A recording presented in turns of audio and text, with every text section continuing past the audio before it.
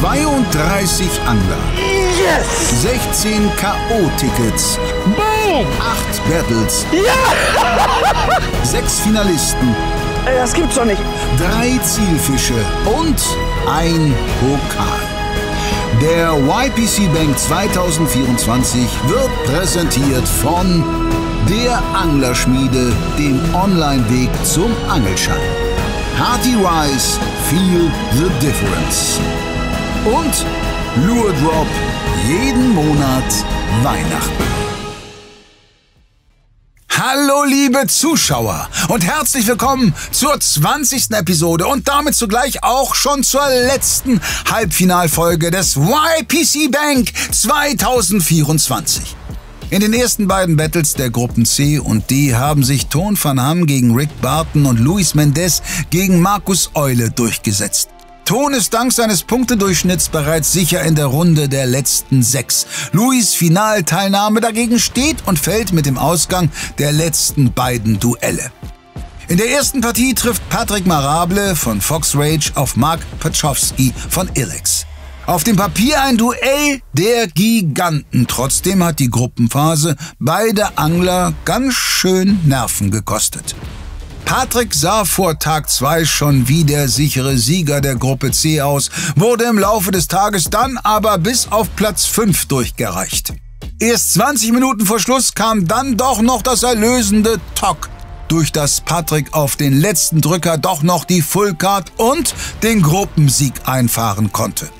Bei seinem Gegner wiederum standen trotz guter Frequenz am Ende relativ viele durchschnittliche Fische auf dem Board und so wäre Mark in der bärenstarken Gruppe D auf der Zielgeraden fast noch unter den Strich abgerutscht. Letztlich konnte der Hesse aber einen Vorsprung von 0,5 Punkten ins Ziel retten und als Viertplatzierter ins Halbfinale vorrücken. Mitverantwortlich für Marks Zitterergebnis war Alexander Wils von Rapalla. Der YPC-Debütant erwies sich trotz der mit Abstand geringsten Angelerfahrung als absolut konkurrenzfähig, konnte mehrere gute Fische fangen und knapp 2 Minuten vor Schluss mit einem 65er Fullcard Zander Platz 3 in Gruppe D sichern. Jetzt allerdings bekommt es der Saarländer mit einem Gegner zu tun, den sich wohl niemand als Los in einer K.O.-Runde wünscht. Veit Wilde gehört zu den erfahrensten Uferturnieranglern des gesamten Teilnehmerfelds und bewies auch in der Vorrunde wieder, dass man ihn niemals abschreiben sollte. Nach einem katastrophalen ersten Angeltag lieferte der Seiker Pro-Vertreter ein beeindruckendes Comeback und katapultierte sich binnen weniger Stunden vom letzten Platz ins Tabellenobergeschoss, wo er am Ende knapp hinter Patrick auf Platz 2 der Gruppe C landete. Wir behalten Louis' Punktedurchschnitt von 86,9 pro Satz im Sinn und legen los. Für Patrick und Mark geht's in Zone 4. Alex und Veit starten dagegen in Zone 2. Guten Morgen. Oh, ist das früh. 6:20 Uhr. Ja, gibt bestimmt Menschen, die das nicht als früh empfinden. Ich empfinde es als verdammt früh, weil das bedeutet, ich sitze jetzt im Auto und bin schon viel länger wach. Jo, wir sind in der zweiten Runde im 1 gegen 1 Duell und Mark. Ja, was ganz witzig ist, bei meiner ersten Teilnahme wurde ich als Neuling interviewt, mit wem ich gerne mal angeln würde. Ja, ich fand den Barschangler Mark Pachowski super interessant. Habe ich das geantwortet? Heute, 4 Jahre später, wird es mir erfüllt in einem Rahmen, der mir ein bisschen Kopfzerbrechen bereitet, weil scheiße, der Mann ist stark. Der ist so ein verdammt guter Angler und da muss wirklich alles bei mir perfekt laufen, damit ich da eine Chance habe. Muss ich Realist sein. Hallo Leute, willkommen zu einem weiteren 1:1 Match. Ich muss gegen Patrick ran. Zugegebenermaßen ist es nicht unbedingt mein Wunschgegner. Wie man weiß, Patrick fängt Fische, wie man gesehen hat. Patrick weiß, wo und wie man Fische fängt. Was durchaus gut ist, das heißt, wir haben vielleicht heute Spaß am Wasser und fangen einige Fische. Ich erwarte auf jeden Fall ein paar Fische heute am Tag. Ich hoffe, ich kann auch ein paar fangen und nicht nur Patrick. Muss sagen, ich bin ein bisschen aufgeregt schon dieses Mal, weil ich einfach nicht weiß, was mich erwartet. Wer fängt zuerst den ersten Fisch und so Sachen. Es wird alles so ein bisschen ja, unerwartet sein, logischerweise, wie es beim Angeln so ist. Aber so alleine am Wasser stehen ist dann nochmal was anderes, wenn man jetzt mit Patrick da steht. Mal gucken, wie das wird. Wir treffen uns jetzt hier an seinem ersten Spot. Er hatte die Spotwahl. Ich kenne den Flussabschnitt nicht so gut, aber ich kenne den Fluss. Von daher weiß ich ungefähr, was mich erwartet. Und wir schauen einfach mal, was passiert. Ja, ihr Lieben, Alex ist pünktlich gewesen, so wie das sein soll. Wir sind startklar zum Fischen. Es geht auf Hecht. Ja. Ich habe dir eigentlich gesagt, was wir ungefähr vormachen. Wir werden Strecke machen und jeder hat, glaube ich, hier die gleichen Chancen. Ich kenne das Gewässer vielleicht ein bisschen besser als du, aber ich denke, das wird ein schöner Tag. Ja, am Ende müssen ja die Fische mitspielen. Von daher wünsche ich dir viel Glück, viel Erfolg. Ja, danke. Auf einen coolen, fairen Tag. Wird bestimmt gut, ja, ich freue mich. Richtig. Okay. Viel Glück. Und euch viel Spaß beim Zuschauen. 1 gegen 1. Los geht's. Ihr beide. Dein Satz, dein Spot? Genau. Ich hoffe mal, dass er auch für mich liefert, aber ich befürchte, er wird für uns beide liefern. Also hoffentlich nicht so gut für dich. Wäre ja erstmal schön, wenn er Fisch liefert. Ja, bin ich mir schon ziemlich sicher. Ich denke, der erste Satz wird viel für den Tag entscheiden. Deswegen lass uns starten und mal gucken, was die Fische sagen. Viel Erfolg. Komm her. Ich wünsche dir eine geile Zeit, Mann. Hab viel Spaß, hab viel Erfolg. Fang Fische. Bitte nicht zu viel, aber fang. Nee. Gut, lass uns starten. Fisch! Alter! Ich weiß gar nicht, ob ich die ersten Bisse überhaupt großartig mitkriegen werde. Das wär's gewesen, Patrick. Das wäre ein kranker, geiler Start gewesen.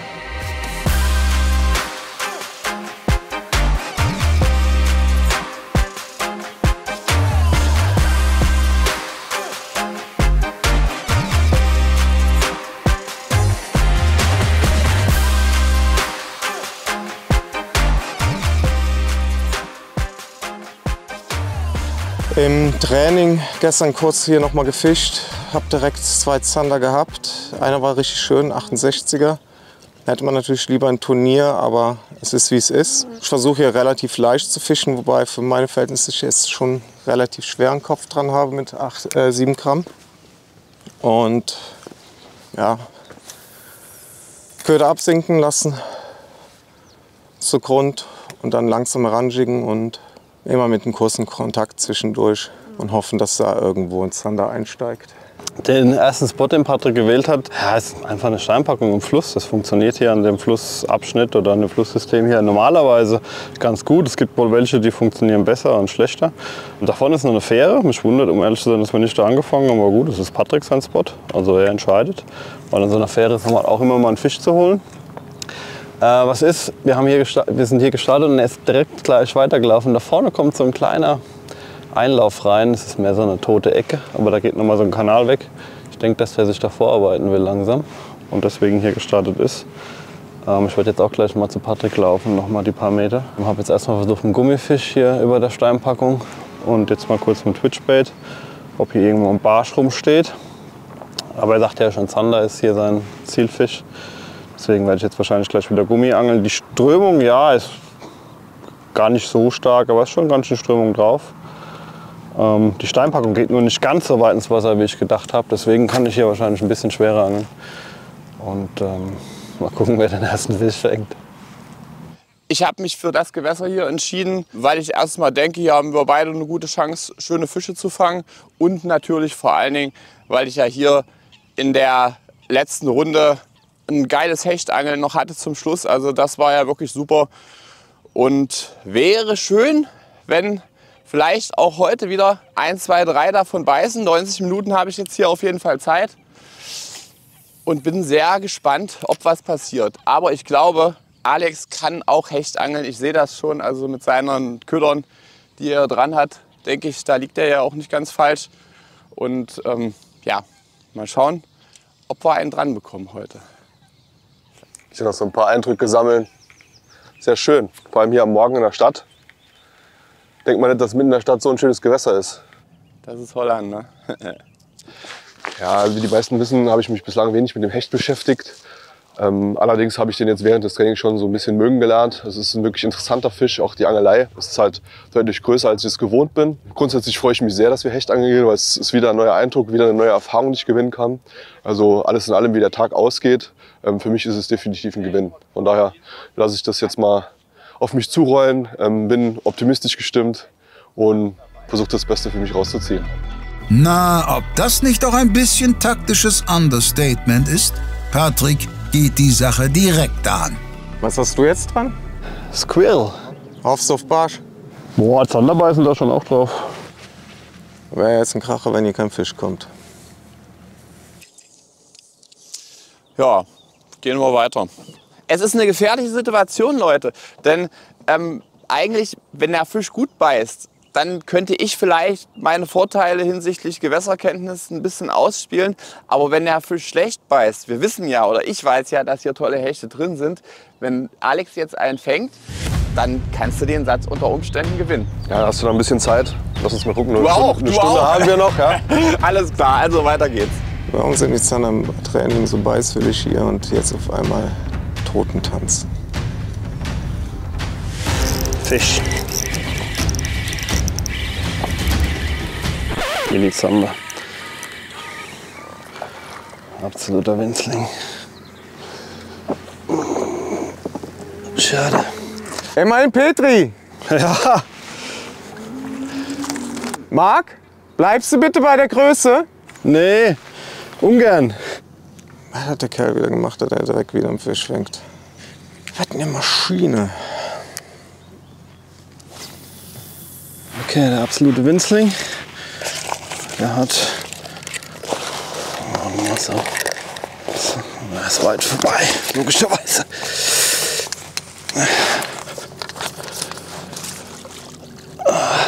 Und tschüss. Ab in die Steine. Mann. Barsch in der Größe wäre jetzt schön gewesen. Hilft nix. Muss Nitro Booster drauf.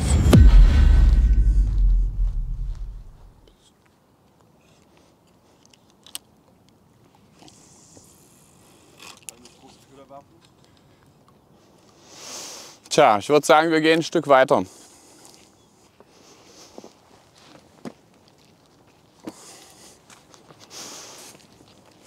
Nachläufer, den hole ich mir nachher noch. Marc, Ja.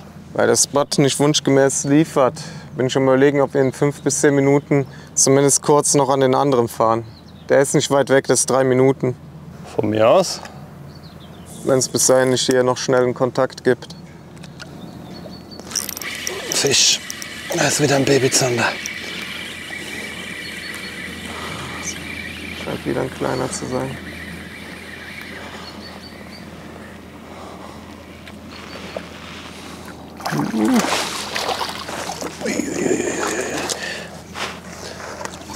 Zum Glück hat er vielleicht Maß. Meinst du, der hat? Der hat 40 oder so, schätze ich. Wir kicken mal schnell. Ah, nee, der ist drunter. 40. 2 Zentimeter Tut zu mir ehrlich kurz. leid, Mann. 2 Zentimeter zu kurz. Ah, zum Kotzen. Leider Gottes. Hast du ihn auf Gummi? Ja. Na?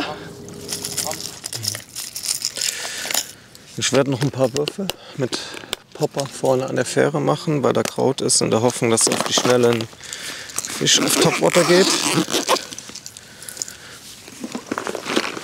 Sage ich gerade Bescheid, dass wir an die Fähre gehen. Und es ist natürlich eine große Spannung, wie schnell reagiert unser Meister. Wenn er sieht, dass ich Topwater fische, ob der da nur auch Topwater dran hängt und mir zeigt, wie es geht. Ich mache mir 5, 6 Würfe hier.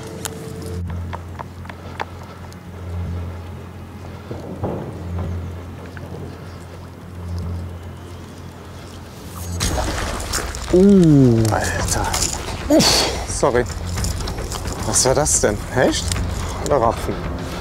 Ich behaupte, das war nicht.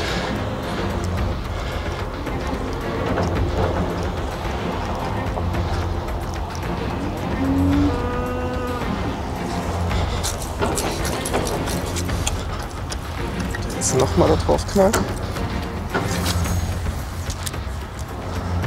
Das sah aber gut aus. Das sah gut aus, ja? Da gebe ich dir vollkommen recht. Du siehst das besonders gut aus, dass ich nicht gehakt habe.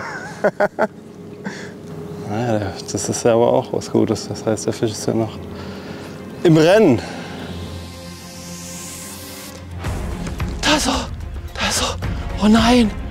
Oh, habt ihr das gesehen, Leute? Oh! Scheiße. Und Alex ist weitergegangen, Gott sei Dank. Das ist erstmal gut, aber den müsste ich jetzt kriegen.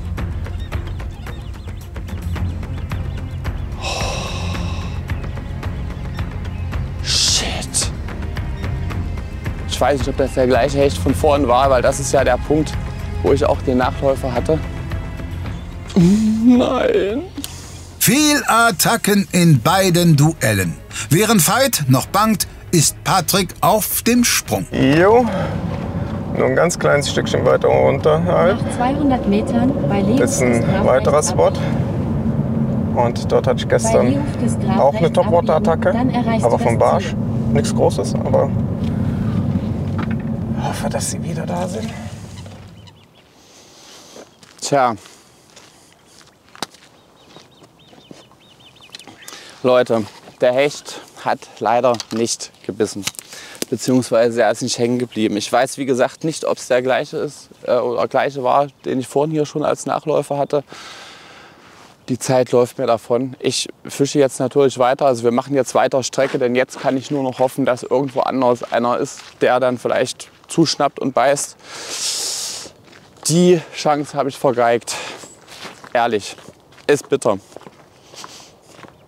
Vielleicht auch Karma, weil ich ihm nicht gesagt habe, dass ich da einen Nachläufer hatte. Aber das sind halt so Sachen im Wettkampf, wo ich der Meinung bin, da muss man dann einfach schon sowas dann, wenn es der Gegner nicht merkt, für sich behalten. Aber hat mir nichts genutzt in dem Falle. Entweder es geht gut oder es geht schief. Nee, Stein, nochmal falschen Schuftig rein. Fisch. Sauber. Sieht noch was besser aus. Brauchst du Cashhilfe? Ist gut, danke Patrick.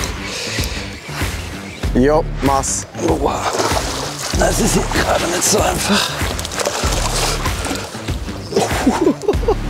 Jawohl. Petri, Mann. Puh, das ist jetzt hart. Da fällt einem ja ein Stein von Herzen. Kommen wir zu euch Jungs hoch. Ja. Das hat aber wieder gedauert. Ihr lasst euch so viel Zeit, Jungs. 52 cm. Schöner 52er Zander, der bringt ein paar Punkte. Ich will gar nicht lange quatschen, weil ich muss unbedingt weitermachen. Die Zeit rennt. Viel Zeit ist nicht mehr. Und Marc ist eine Maschine und hat jetzt schon die ersten Punkte. Alles andere als jetzt ein bisschen geknickt zu sein, wäre gelogen. Aber ich gönn's ihm. Er hat bis jetzt die einzigen Fische gefangen und bis jetzt besser gefischt, besser auf die bessere Wahl gesetzt mit kleineren Ködern. Und ich bin jetzt nass.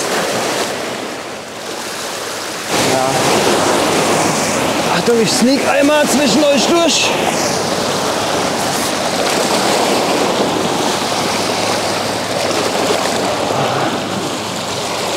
Dreh dich rum. Nicht in den Kescher.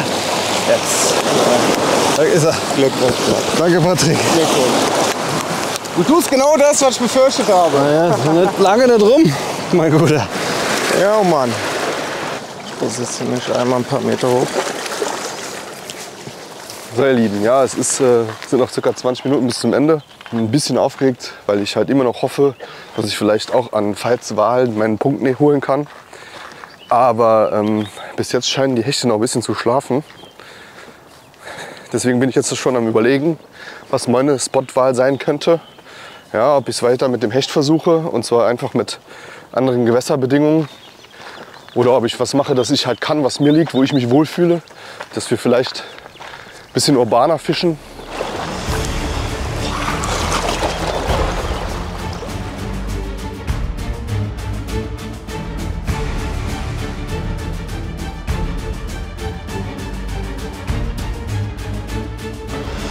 Fisch.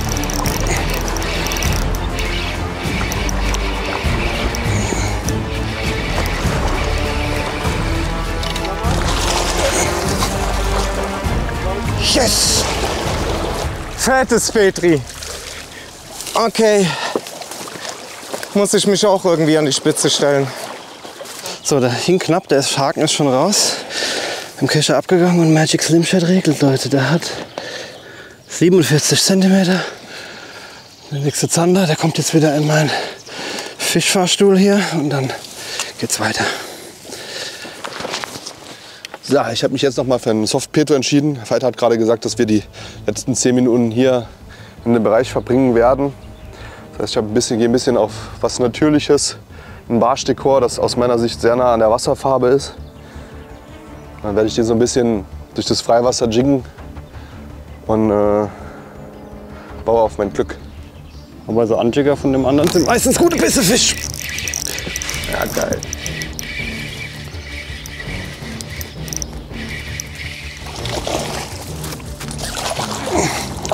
Sehr, sehr fett. Eingelöffelt. Nummer 3. Du rasierst mich. Das ist eine Packung. Hart. Der hat 46,5, also auch 47. Ich fische sehr langsam hier vorne direkt im Kehrwasser von der Buhne, die er hier ausgesucht hat. Und da steht definitiv ein Tropfzander, aber da kann er auch jeden Moment einfangen. Er macht es einfach besser. Punkt. Vielleicht hat er einen anderen Farbton beim Köder erwischt, der besser funktioniert. Er führt ihn wahrscheinlich einen Ticken anders, was ich. Langsamer, schneller, Gefühl. Ich weiß es nicht genau, das kann ich jetzt nicht beurteilen. Aber auf jeden Fall, er macht es besser. Und deswegen fängt er auch verdient die Fische, weil ich bin ja jetzt in genau den gleichen Spot. Kann sein, dass das Nitro Booster drauf ist und einen Unterschied macht. Es sind so viele Faktoren, die eine Rolle spielen können. Aber alles wäre irgendwie Gründe dafür zu suchen, warum man schlechter ist als der andere. Irgendeine Ausreden, und das will ich nicht. Wenn er besser angelt, angelt er besser. Punkt, aus, basta. Das Schöne ist, beim Angeln findet man immer schnell eine Ausrede, zumindest wenn man alleine angeln war.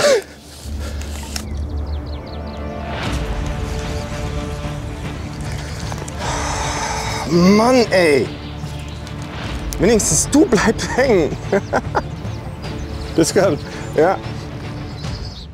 Oh, yes, yes, yes, yes, bitte dranbleiben, bitte dranbleiben. Bitte dranbleiben. Oh, bleib dran. Oh, oh, oh, oh, oh, oh, oh. Oh. Ich hab ihn, yes, yes, yes, das gibt es doch nicht. 2 Minuten vor Schluss fange ich hier noch einen Hecht, der nur klein ist, auf den Fabrico Pike. Ich habe selbst nicht mehr dran geglaubt. Wie geil ist das? Yes, yes, yes, yes, yes. Oh, sensationell. Da habe ich jetzt gar nicht mehr dran geglaubt. Jawohl. Oh. Das musste jetzt mal sein. Der hat über 59,5, 60 cm. So Leute, ich glaube, ich habe noch 1 Minute. Der Hecht geht jetzt ganz schnell natürlich über rein. Und danke mein Freund, Gott sei Dank. Okay. Die Angelzeit ist vorbei. Schau, den fangen wir jetzt noch, ist egal. Ey, der ist gut. Hier, der ist gut. Oh, da war noch einer jetzt im letzten, aber er hätte, ist wirklich noch ein schöner Hecht, so ungefähr 70, 75 jetzt hier im letzten Augenblick hinterhergekommen. Fuck, ey. Aber er hätte nicht mehr gezählt, die Angelzeit war schon vorbei. Also es ist doch ein bisschen was passiert. Ich sag's mal so, ich habe den Satz jetzt ganz, ganz knapp gewonnen. Ich sehe das jetzt nicht so dramatisch. Aktuell steht es 1-0. Wir haben noch mindestens 2 Sätze vor uns. Von daher ja, überlege ich mir jetzt noch einen Spot und dann schauen wir mal, wie es ausgeht. Erstmal fettes Petri. Dankeschön. Geil, so 3 Minuten vor Schluss jauen, aber geil. Also da muss ich auch mal dazu sagen, ich habe dir ja vorhin, ich habe dir danach noch von dem Nachläufer erzählt, den ich hatte. Der kam jetzt wirklich einfach so. Also den habe ich nicht vorher gesehen. Ja, das hätte uns beiden passieren können, ja. War jetzt gut. Geil, ja, Petri. Wo geht's jetzt hin? Ja, das ist eine gute Frage. Ich bin noch nachdenklich. Ich überlege, weil wir sehr stadtnah sind, in die Stadt zu gehen. Dann, wenn Amsterdam, ich würde dir dann gleich einen Standort schicken. Alles klar. Gut, bitte, mach mal. Innerlich bin ich jetzt wirklich am Heulen, aber hey, grandioses erstes Set. Verdient. Danke. Geile Punkte. Danke, Patrick. Darf ich? Herzlichen Glückwunsch, Mann. Ich werde es versuchen noch zu verhindern und es dir schwer zu machen, aber geil vorgelegt. Und das ist mein Spot. Haben noch was zu tun. Ja. Okay, los geht's. Aber es war, wie ich es mir erhofft habe, ein sehr faires, cooles Duell, dass wir es alles locker genommen haben. Es wird erst eklig ganz zum Schluss, Patrick. Das war Set 1, meine Spotwahl und ging an Marc. Nochmals Glückwunsch für den ersten Punkt. Danke. Sauber gefischt. Und deswegen übergebe ich auch jetzt an ihn, weil das nächste ist dein Part. Richtig. Ja, wir werden beim Zanderangeln bleiben. Ich habe jetzt 2 Spots zur Auswahl, die ich fischen könnte. Ich mache mir jetzt innerhalb von 30 Sekunden einen Plan und dann spreche ich noch mal kurz mit Patrick und dann geht's weiter zum Zanderangeln. Ja. Scheiße, nicht schon wieder diese Viecher. Satz 1 ist durch. Wir blicken kurz auf den Zwischenstand. Fight gelingt also der Lucky Punch. Noch scheint Alex aber nicht allzu beunruhigt. Für Marc gab's außer der 3 Umarmungen von Patrick auch satte Punkte. Ein Top-Auftakt für den Routinier von Ilex. Sein Gegner hingegen fängt früh an zu rechnen. Heftiger 185 Punkte. Das wäre ein Traum. Damit sensationeller Schnitt. Für mich bedeutet es, wenn ich jetzt noch das Duell gewinnen sollte, dass die 0 Punkte eine ganz heftige, bitterböse Hypothek sind. Deswegen habe ich gehofft, dass ich irgendwie noch einen Fisch kriege. Einfach immer weiter angeln. Abgerechnet wird jetzt zum Schluss.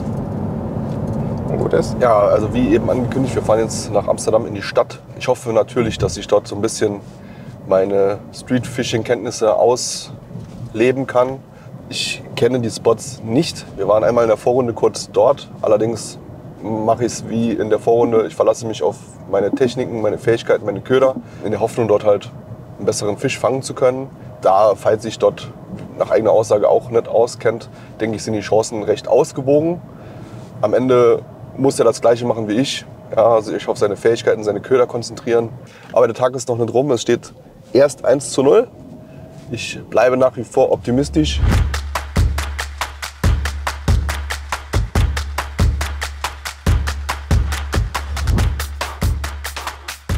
Patrick, bist du bereit?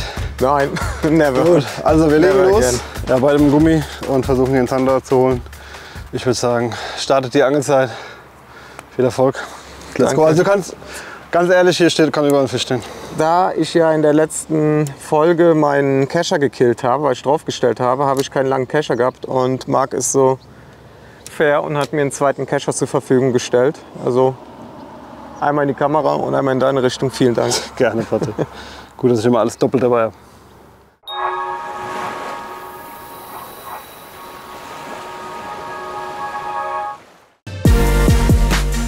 Anspannung, Adrenalin am Limit. Ein Kampf gegen die Witterung, die Gegner und gegen sich selbst. Bangen, dass der Plan aufgeht, während die Uhr erbarmungslos tickt. Zwischen reinster Verzweiflung und erlösender Freude. Zusammengepackt in einer Sonderedition. Mit einem Preisvorteil von über 70 €, einem nur in diesem Drop erhältlichen YPC-Produkt und einem halbstündigen exklusiven Background-Interview mit Enrico Di Ventura und Luis Mendes, in dem sie ganz persönliche Einblicke ins Turnier gewähren und ihre Gefühlslage zu verschiedenen Situationen preisgeben. Natürlich auch ein perfektes Weihnachtsgeschenk für jeden YPC-Fan, aber nur solange der Vorrat reicht und nur auf hechtundbarsch.de. Die Federleichte wird endlich schwer. Wir bei LMAB erweitern eine der beliebtesten Routenserien Europas um 5 weitere Casting-Modelle. 10 bis 30 Gramm und 15 bis 50 Gramm die Allround-Wunder. 20 bis 80 Gramm und 30 bis 100 Gramm für alle Medium-Ködergrößen und als Spaßrouten am Polder. Und zu guter Letzt eine 40 bis 150 Gramm Version zum Angeln auf die richtig großen. Jedes der Wurfgewichte ist perfekt abgestimmt auf die jeweiligen Routenlängen, natürlich im gewohnt modernen Design und nur echt mit der Mücke drauf. Die neuen Lamustique-Modelle ab sofort in deinen Tackle-Stores, denn federleicht muss nicht teuer sein.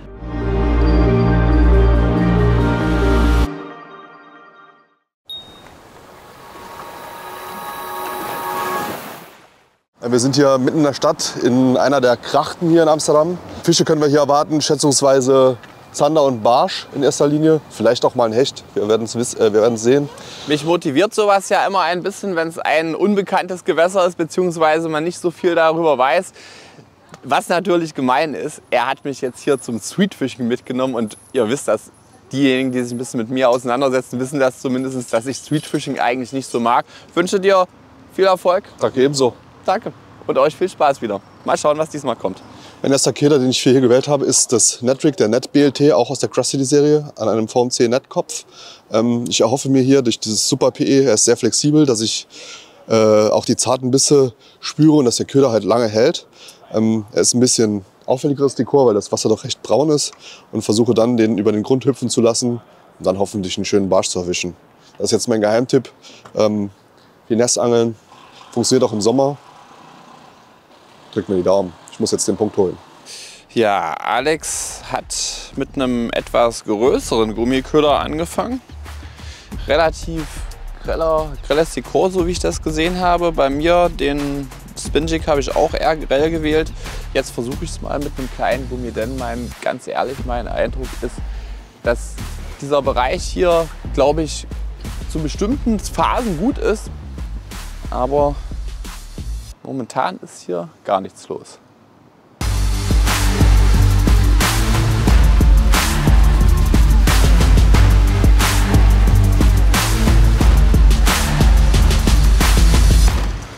Marc schlägt vor, dass wir auf die andere Seite wechseln, was nicht verkehrt ist. Ich habe natürlich hier mal wieder alles verteilt. Ich werde jetzt noch mal die Cleanup Craw benutzen, die ich halt in der Vorrunde hatte, mit der ich so viel Erfolg hatte. Das ist eigentlich auch eher eine Finessing-Methode, aber ja, die Scheren spielen schon extrem und ich hoffe dann vielleicht irgendwie den Zander am Barsch verrückt machen zu können. Das ist auf jeden Fall der Plan. Okay, Abfahrt. Was ist das für einer? Das ist eine Einfahrt zu einem See, aber es ist ein Zanderspot. Wenn der so gut ist wie der hier, dann haben wir richtig Spaß da. Ja, ich habe auch Spaß mit Zandern heute. Ganz, ganz viel. Der zweite Spot hat bei mir auch geliefert. Da kamen die Fische. Für ihn. Now it's up to me. Ich hatte einen Biss, aber er wollte nicht hängen bleiben. Das gleich wie vorhin. Eben 2 Barschbisse unter der Brücke auf Jigspinner.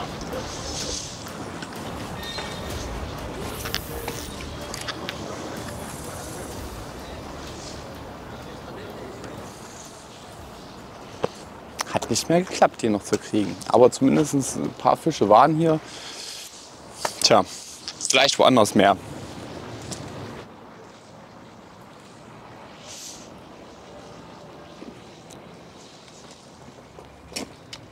Mensch, irgendwas muss doch jetzt hier mal passieren. Gibt es eine Besonderheit, die ich berücksichtigen müsste? Nee, klar. Weil ich war noch nie hier. Hier ist einfach nur, so wie bei dir, wo wir gestartet sind, einfach nur Maß, Schuss, Steinpackung. Okay, weil hier kein fester, ja, so ein, wie bei einer Buhne, eine Strömungskante oder eine bestimmte Kante ist, sondern hier ist eine lange Kante am Ufer entlang und die muss man absuchen und die Fische finden. Und wer sie als erster findet, der malt halt zuerst. Ja, und, oder malt zuerst, ist ja egal. Und deswegen hänge ich mich jetzt dran und lasse die anderen beiden Routen jetzt einfach hier liegen, weil die hindern mich jetzt einfach nur noch an leichtfüßig Strecke zu machen. Da war ein Fisch. Fuck! Das war ein Fisch.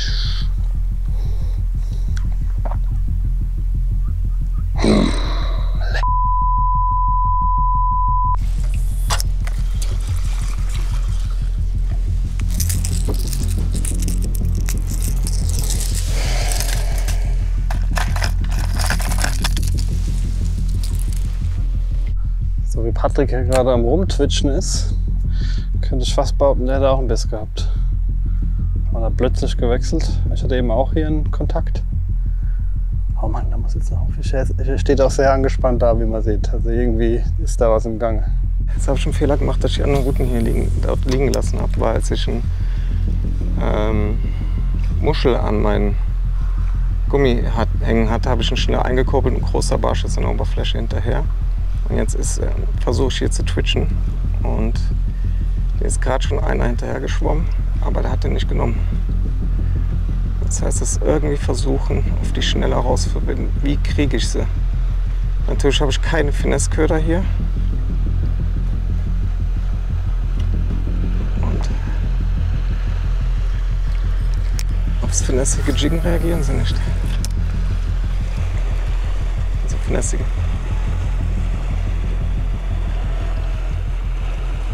Jetzt versuche ich mit einer Jigge zu twitchen, wenn mir nichts anderes übrig bleibt. Unser Satz neigt sich dem Ende und bis jetzt hat leider noch keiner einen Fisch gefangen. Hätte natürlich nichts dagegen, wenn es bei mir gleich rumst und der Fisch im Netz landet. Ich hatte jetzt schon Kontakt. Aber allgemein ist es sehr schwierig. Ich habe die falsche Spotball getroffen, aber das weiß man halt vorher nicht. Und mit den Regeln, die wir haben, dass die Zeiten gestoppt werden und so, das macht das alles nicht einfacher, die Entscheidung. Mal gucken, wie das jetzt hier ausgeht. Vielleicht kriegt gleich noch jemand einen Fisch. Und dann ist Patrick wieder dran. Da gibt es dann hoffentlich so viel Fisch wie im ersten Satz. Und hoffentlich beim selben Angler.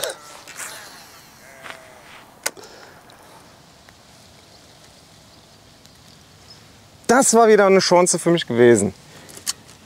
Hier hätte ich gute Punkte machen können. Hier hätte ich sogar das Set gewinnen können. Schwimmt der hinterher und nimmt den nicht. Ah, Leute, das war eine Blank-Runde. Krass. Ärgerlich für beide, weil beide keinen Fisch gefangen. Das heißt am Ende, egal wer gewinnt, eine Blank-Runde ist drin. War natürlich nicht meine Absicht. Ich hatte also einen Kontakt und eben einen Fisch ganz kurz drauf hier, aber das war so, der hat so reingehängt. Passiert. Ärgerlich ist es. Ich habe gedacht, hier kommt was. Ich hätte auch viel lieber in einer anderen Zone gefischt, aber gut. Jetzt ist Patrick wieder dran. Mal gespannt, wo er mich hinführt und sind wir mal gespannt, was da kommt. Und ich bin mal gespannt, ob ich für die Blank-Runde auch eine Umarmung bekomme. Oh, 2-0er, ey. Oh. Also selbst wenn ich jetzt 3 Sätze gewinnen werde, ey, mit den 2-0er-Runden. Auf zum Auto kommen. Ach, Mann. Meinst du, wir schaffen es hier geradeaus, weil ich sehe da vorne das Haus und ich glaube, da steht das Auto. Wenn du deine Routen hier lassen willst, ja. Ach.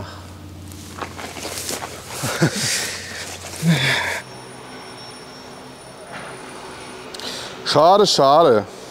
Ja, leider ein fischloser Satz. Ist ja echt schade. Oh, ich kann es nur wiederholen. Für mich wäre es cool gewesen, wenn wenigstens einer von uns beiden was gefangen hätte. Selbst wenn es Alex gewesen wäre. So ist es jetzt leider für niemanden von uns beiden ein Sieg. Und ich habe auch offen gestanden das Problem, dass ich mich hier in der Gegend nicht allzu gut auskenne und mich immer noch nicht entschieden habe, wo wir jetzt als nächstes hinfahren. Ich hätte Bock auf Zanderangeln, aber um da Stellen zu erreichen, die ich kenne und wo ich auch denke, dass da was gehen würde, müssten wir schon ein Stück fahren. Ich werde gleich noch mal kurz checken, wie das dann so aussieht, wie weit wir fahren und mich dann entscheiden. Das war's mit meinem Satz. Wir hatten beide Kontakte. Leider ist kein Fisch rausgekommen, das heißt, es war eine Nullnummer. Jetzt darf Patrick wieder wählen, wo es hingeht. Der Einfachheit halber habe ich mich entschlossen, hier zu bleiben, dass wir weiter Strecke machen, weil wir hatten Kontakte und ich hätte jetzt nichts so safe im Petto, dass ich garantieren kann, dass wir Fische fangen. Und habe einfach hier das bessere Gefühl. Ich kann ja immer noch mittendrin abbrechen. Wenn er auf einmal hier den Code knackt und ein Fisch nach anderem fängt und ich weiter blenke. Hey, jetzt auf eine bessere Runde. Let's go. Keine Nullnummer jetzt. Ja, davon habe ich heute genug. Das läuft bisher wirklich überhaupt nicht so, wie Patrick sich das vorgestellt hat. Sieht also ganz so aus, als seien abermals seine Comeback-Qualitäten gefragt. Marc kann die Nullnummer dank Satz 1 gut verschmerzen. Für Veit wiederum gilt das nur bedingt. Und Alex steht genau wie Patrick schon jetzt mit dem Rücken zur Wand. Mal sehen, an welchen Spot ihn sein Kontrahent nun geführt hat. Kompletter Wechsel der Location. Ich bin jetzt wieder dran und ich hoffe, dass es hier ein bisschen besser läuft. als an den ersten beiden Stellen, denn an meinem ersten Spot war es ja heute auch nicht so toll.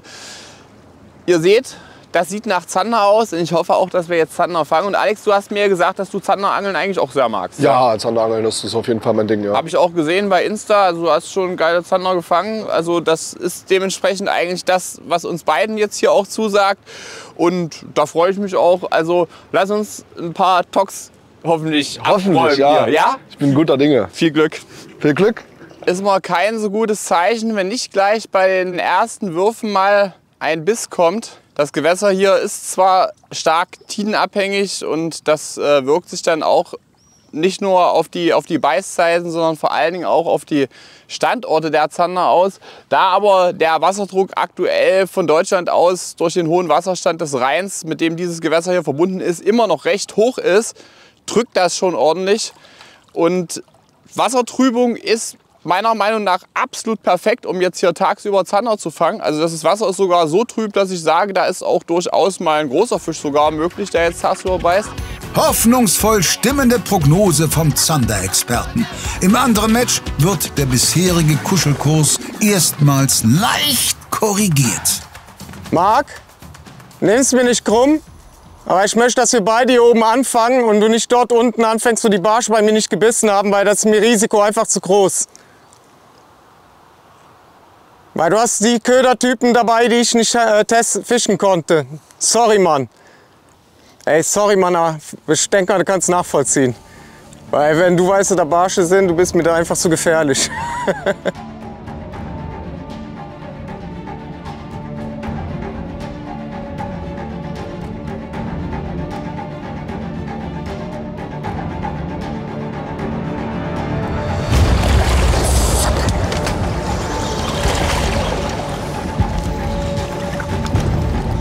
Zander.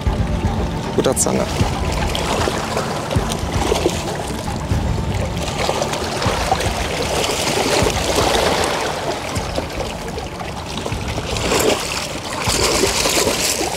Ach, endlich angekommen. Ja, entschneidert. Ja, der Wechsel auf den Rattling Sting war anscheinend die richtige Wahl. So. Ist noch klatschenass von gestern. 55. Zander. Oh, schöner Zander. Einfach nur geil, endlich Fisch. Aber ganz schnell zurück damit. Hoffen wir mal, dass ich mich nicht krass auf die Fresse lege. Und weg ist er. Yes.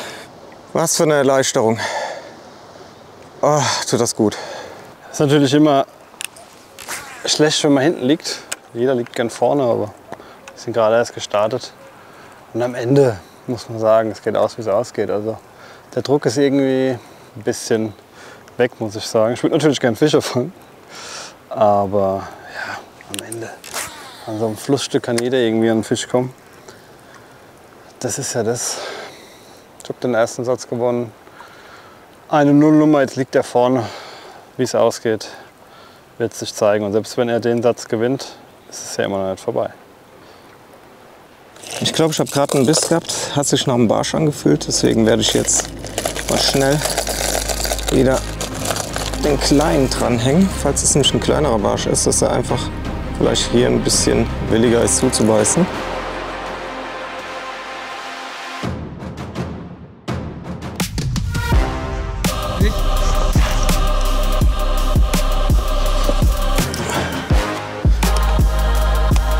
Ich glaube, ein dicker Barsch. Ne, Zander.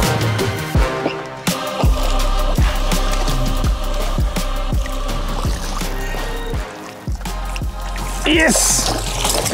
Das ist ein guter. Das ist schon besser. Ja. Yes. Gegen 64 habe ich nichts einzuwenden. Wunderschöner 64er. Dann schicken wir mal zurück in die Heimat. Er hat richtig Bock, zurückzugehen, aber in die falsche Richtung. Jetzt aber richtig. Yes! Ist das glitschig hier? Ja! Das ist ein starker Fisch. 64. Da bin ich schon happy mit. Und wieder war es der Rattling Stick in der Farbe, die sogar Zangen fängt. Auf einmal hat Patrick doch wieder ganz gut lachen. Die Nullnummern sind noch nicht vergessen gemacht. Aber bei Gewinn des Satzes wäre der Neusser wieder voll im Rennen. Der Kontrahent zeigt sich anerkennend. Ist sein Match, würde ich sagen. Bis jetzt läuft es bei mir ERC. Ich hatte einen Kontakt auf dem Crank. Ich habe zwar nochmal auf den Gummi gewechselt, aber er fängt anscheinend auch auf Hardbait. Zumindest die Route. Also vorhin hatte ich es gesehen, jetzt die Route, der hatte, würde ich sagen, es war ein Hardbait. Ja, werde ich vielleicht auch gleich nochmal machen. Ein bisschen twitchen, weil das scheint zu funktionieren. Er hat jetzt 2 Fische. So viel Zeit bleibt nicht mehr, um das noch einzuholen. Aber beim Angeln kann alles drin sein. Und ja, ich muss Gas geben, sonst geht der Satz an Patrick.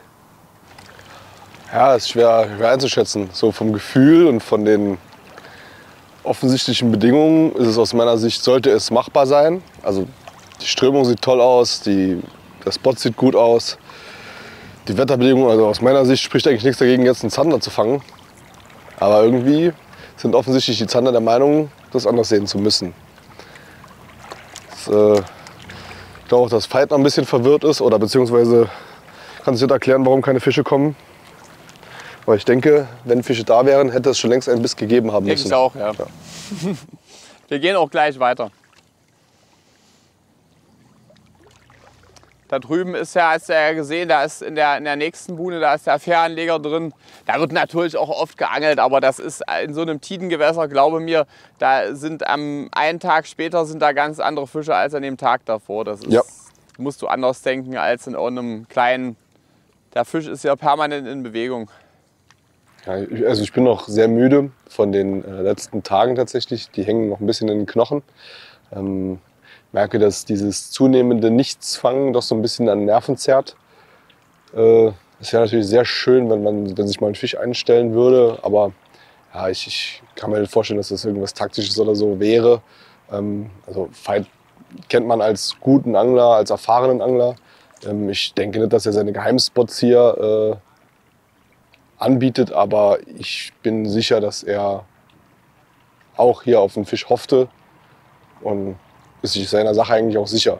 Von daher gehe ich davon aus, dass wir einfach nicht Pech haben, aber dass die Fische gerade einfach nicht mitspielen wollen. In den Hechten hat es das wirklich ja gerade so auf den letzten Drücker geklappt. Mit den Sandern sieht es aktuell auch schwierig aus. Da bin ich auch jetzt ein bisschen am Grübeln, wie meine nächste Platzwahl aussehen könnte. Ja. Ich bin jetzt nicht so erfahren in den Niederlanden, das heißt, meine Plätze sind rar. Ja. Aber es wären tendenziell auch Zanderplätze hier am Fluss. Mal schauen. Mittlerweile leidet Alex Zuversicht ein wenig. Patrick dagegen hat Oberwasser. Also, glückliche Entscheidung hier zu bleiben. Für mich bis jetzt jedenfalls. Aber auch generell, ich meine, ich bin mega happy, dass ich 2 schöne Zander gefangen habe und dazu sogar noch ein 60 Plus ist halt auf Twitchbait. Und genau was ich mir versprochen hatte, ist, dass die Shat & Shatter eine tolle Route zum Twitchen auf Barsch und Zander ist. Genau dafür habe ich mir schon gedacht, als ich es in der Hand hatte, boah, das könnte passen. Und hat man jetzt gesehen, das Twitchen läuft ja eher auf Nahdistanz ab und da federt sie die Kopfstöße und Fluchten der Fische top ab. Man kann den Haken sicher setzen, ist mega begeistert. Ist halt von der neuen TR-Serie von Fox Rage. Die Baitcaster Shat & Shatter. 2,10 Meter, 10 bis 40 Gramm Wurfgewicht.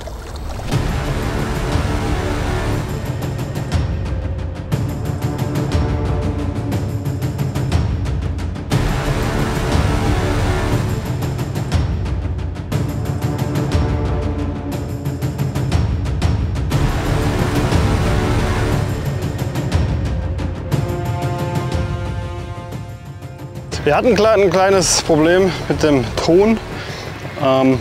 Also nicht mit Ton von Hamm, mit dem haben wir öfter ein Problem, wenn man mit ihm in derselben Gruppe ist. Ich rede jetzt im Audioton. Ich habe gerade einen Barsch gefangen, der hatte 32 cm, das heißt, er gibt mir 64 Punkte. Ist schön, dass es bei mir jetzt auch beißt, aber um Patrick zu holen, brauche ich noch ein bisschen was.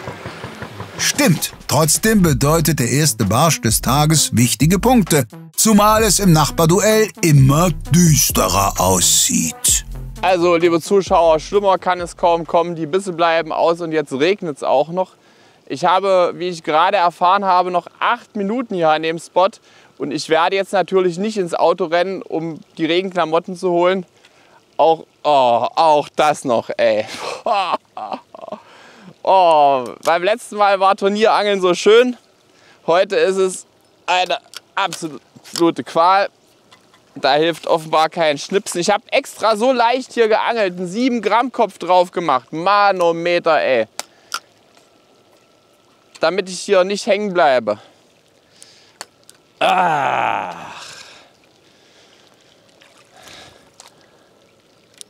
Das ist zum Speien auf Deutsch gesagt.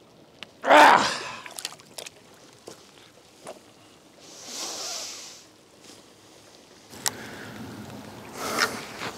Boah, ist das Wetter widerlich geworden jetzt. Also und der Baum ist schön. Ja, die letzten Minuten laufen. Patrick liegt ganz klar in Führung. Aber ein richtig großer Fisch, ein Barsch oder so, könnte das Ruder noch umreißen. Aber dann muss der jetzt auch kommen. Oder lassen die sich wieder so viel Zeit? Feierabend. Eieiei. 1-1. Endlich war mal das Glück auf meiner Seite. Ich konnte die Bisse verwerten. Und ein Nullinger. So, am Ende wurde ich wieder noch ein bisschen nervös, als ich gesehen habe, dass Monsieur Barschmeister einen Barsch gefangen hat. Und habe ich gedacht, so, ja, nee, nicht, dass er jetzt damit wieder loslegt. Ja, es war leider nur einer und der war nicht wirklich groß. Aber so leider. Das war dein Satz. Den hast du gewonnen.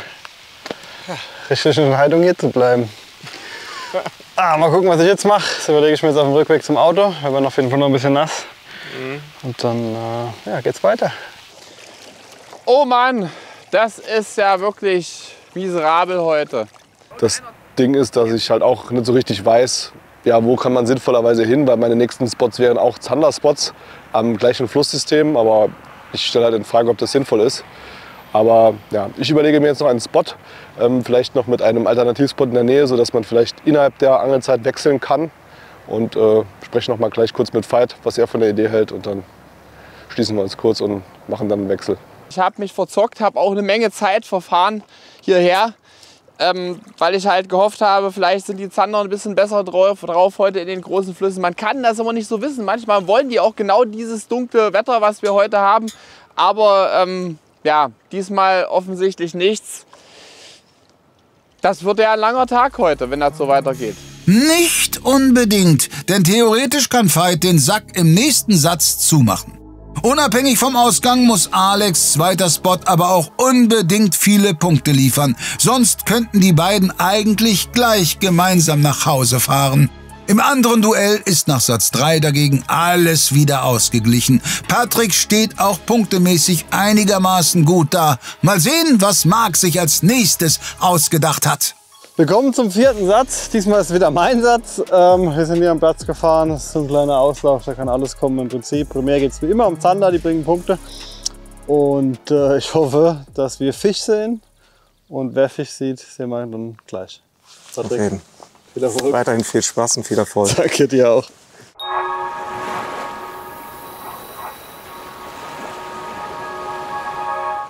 Wir feiern LMAB Week und geben euch 3 richtig fette Gründe mitzumachen. Grund Nummer 1, die Neuheiten. Am 29.11. sind so viele LMAB-Produkte in den Handel gegangen wie noch nie. Neue Hardbaits, neue Softbaits, neue Routen, da sollte wirklich jeder Raubfischangler fündig werden. Grund Nummer 2, ein richtig fetter Rabatt, der sogar noch unseren Weihnachtssale toppt. Im Zeitraum der LMAB Week sind sämtliche Rodfather-Modelle, egal ob Spinning oder Casting, um unfassbare 25% reduziert. Und der dritte Grund, es gibt exklusive Guidings mit YPC-Profis zu gewinnen. Wir verlosen eine kamerabegleitete Zandertour mit unserem Produktentwickler Enrico Di Ventura, ein Bootsguiding mit Großfischexperte Johannes Gasser auf dicke Hechte und ein Uferguiding auf kapitale Barsche mit unserem belgischen thailändischen Influencer Sami Muhib. Und wie das Ganze funktioniert? Shoppe einfach ganz bequem bis einschließlich 9.12. LMAB-Produkte und lande mit je 50 € Warenwert mit einem Los im Lostopf. Jetzt mitmachen!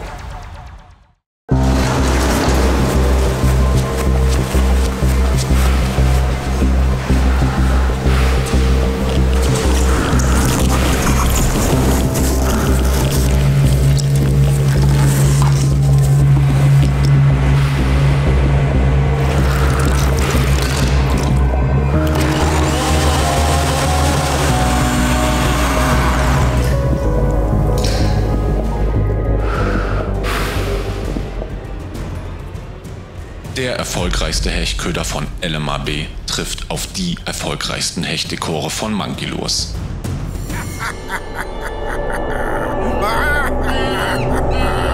Die neuen Drunk Dancer Dekore ab sofort im Handel.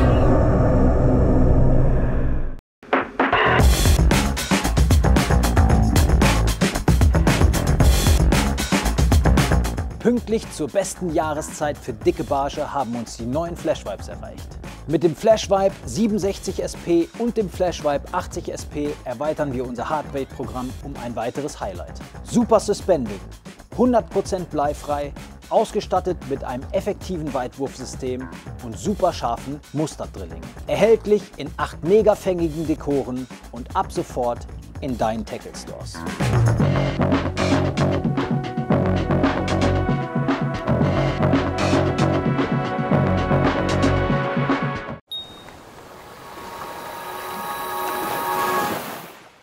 So, wir haben jetzt wieder einen Spotwechsel gemacht.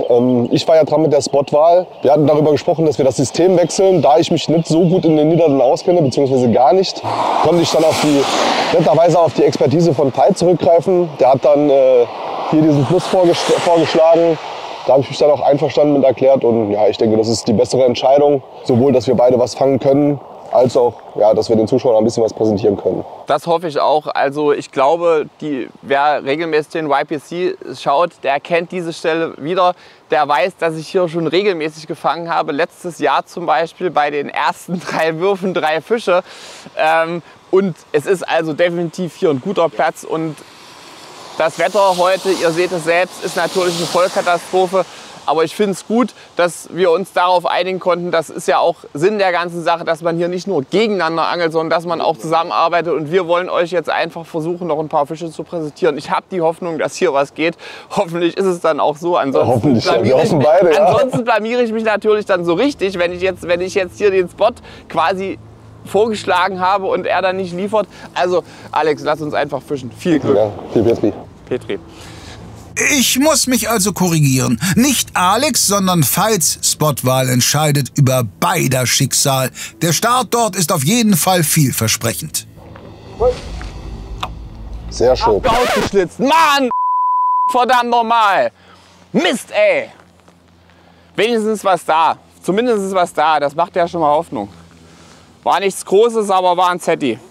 Ja, ich würde gerne dort runter, mich dort hinten an die Pflanze stellen, aber ich habe Angst, dass ich mir alle Gräten breche. Deswegen gehe ich das jetzt erstmal langsam an. Ich weiß noch mal kurz in Schockstarre. Ja, wir machen das so. Veit tanzt über die Steine. Alex ist eher einer von uns. Marc angelt und plant derweil simultan. Wir sind jetzt hier am Spot, den ich in der Gruppenphase schon geangelt hatte und einen echt tollen Barsch fangen konnte. Und auch im Training hatte ich hier 2 schöne Fische. Und das fischen wir jetzt so, ja, wahrscheinlich wenn es so 20 Minuten, schätze ich mal. Und wenn bis dahin kein Fisch kommt, also kommt drauf an, wenn Patrick natürlich einen großen Barsch fängt, würde ich vielleicht ein bisschen länger bleiben müssen. Aber wenn ich einen fange, würde ich dann gerne einen Spotwechsel machen und Zander angeln. Ich denke, dass ich aufgrund meiner geringen Reisezeit dahin zurückfahren werde, wo wir gestartet sind. Also wo ich mit Patrick die Zander hatte, die maßigen an dieser Buhne. Und hoffe da noch 1, 2 Zander zu erwischen.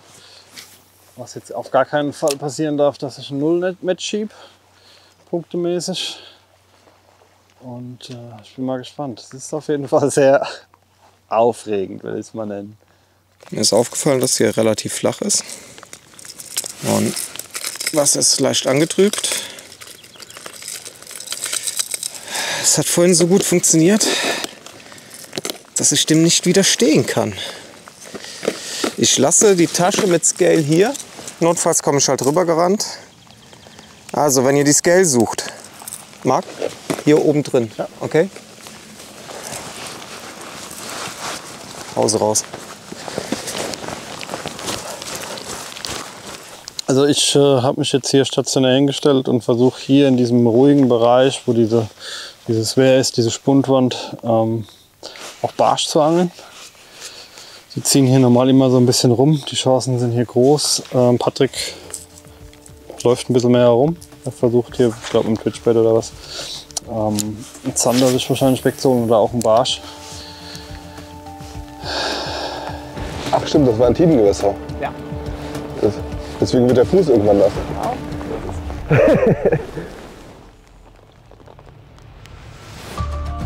Fisch, Fisch, Fisch, Fisch. Yes, der ist gar nicht so schlecht. Oh, hoffentlich bleibt der dran jetzt. Hoffentlich bleibt der dran. Oh, guter Zander, guter Zander. Der wäre jetzt gut. Der stand jetzt hinter dir. Das ist ein schöner. Oh. Dankeschön, danke, danke. So voll nett von dir, danke. Wir haben ihn! Yes, yes, yes, yes, yes! Wie geil ist das? Oh, Gott sei Dank. Schöner Fisch. Schöner Fisch, ey. Danke, danke, dass du mir den Kescher noch runtergelegt hast. Ey, komm, mach weiter, die sind da. Jetzt bist du dran. Boah, es hat so lange gedauert. Und dann gleich so ein richtig schöner, der ist echt schon ganz gut.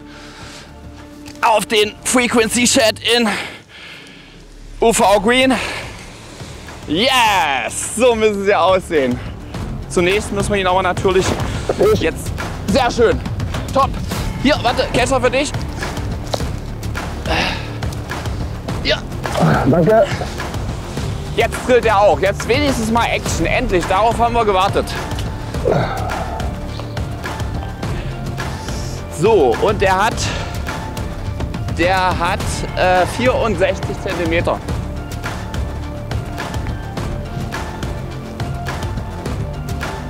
Das fühlt sich sehr schwer an. Oh.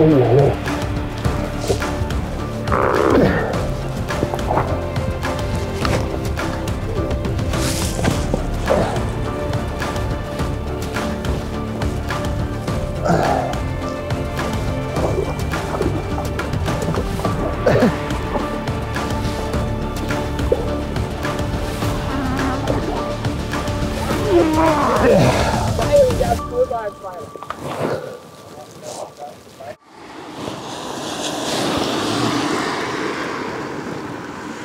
68,5. Lange keinen Fisch gehabt, 5 Minuten am Angeln. Super Idee von Veit. Vielen lieben Dank, Veit. Schön, freut mich. Den Fisch hast du mitverdient. Freut mich, absolut, ehrlich. Mega. Fisch, Fisch, Fisch, Fisch. Oh ja, guter Fisch. Oh. Boah, den muss ich jetzt kriegen. Das ist ein echt guter Fisch hier. Ja. Ui, ui, ui. Puh. Wieder so eine Kanone. Oh, schöner Fisch. Oh, oh nein. Nein, oh nein, oh nein. Schnell, schnell, schnell, schnell, los rein. Ja, ich hab ihn, ich hab ihn. Jawohl, Petri. Danke. Oh, das ist doch jetzt... das ist YPC, dass alles auf einmal sich umdreht. So lange Stunden hier keine Fische und jetzt auf einmal 3 Mega-Zander hier in kurzer Zeit. Oh, schön. Hey, hey, hey. Frequency Shed UV Green ist schon raus. Hat gleich wieder funktioniert. Geiles Teil, geiles Teil. Schöne Zettis hier, mega. Und das bei dem Dreckswetter. Gewässerwechsel war gut. 69 cm ist der Fisch. Der hat Charakter hier. Mit seinem Maul macht auch schön die Stacheln hoch. Mega geil. Mega geil.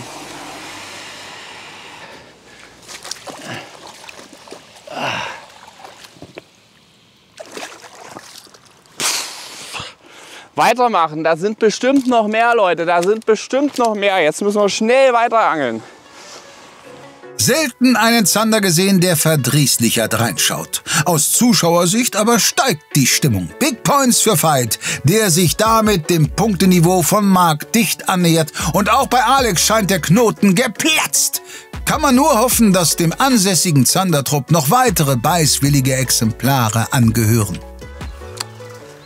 Also aktuell bin ich nicht so begeistert vom Spot. Ich denke mal, das ist ein Megaspot, sobald aus der Schleuse da Wasser kommt, aus dem Einlauf. Weil dann finden sich die Fische ein. Aber jetzt, wo es so still steht, ja, wird mit Sicherheit schon mal hier der ein oder andere Räuber mal sein. Aber es wird halt nicht dieser Über-Hotspot sein in dem Moment, weil es ist halt nicht das da, was es für die Fische so mega außergewöhnlich macht. Man sieht ja, dass da auch keine Brutfische waren. Ich habe nichts gesehen. Und dort, wo wir jetzt vorher waren, an der Strecke, da hast du am Ufer immer mal wieder kleine Fischchen gesehen.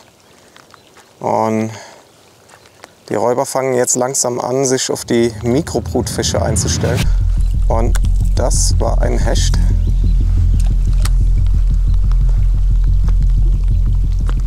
Ist gerade ein Hecht hinterher. Hat den aber nicht genommen. Also hat ihn attackiert, aber dann direkt auch wieder abgedreht. Aber er hing nicht. Jetzt ist die Frage, ob der abgedreht hat, weil er mich gesehen hat. Und ja, den hole ich mir jetzt gleich nochmal. Ich gehe jetzt erstmal mein Zeug holen, weil da habe ich einen Slickstick drin, in Silent. Und vielleicht sind die Rattle Sounds für ihn schon zu viel. Und wenn ich jetzt ein Silent dranhänge, könnte das ausreichen, um ihn zu triggern, zum anzubeißen. Und dann werde ich auch von dort aus werfen, weil dann kann ich die komplette Uferkante abfischen, wo der hier gerade herum patrouilliert. Das sind Seerosen und genau in diesen Seerosen, oder Teichrosen, whatever, auf jeden Fall solche Wasserlilienpflanzen. Und genau da drin steht er. Und kommt immer wieder mal rausgeschossen. Ich glaube, jetzt hat er den Haken gespürt gehabt. Vielleicht habe ich auch Glück. Dass sich sonst nichts tut, macht es Sinn, es noch ein bisschen zu probieren.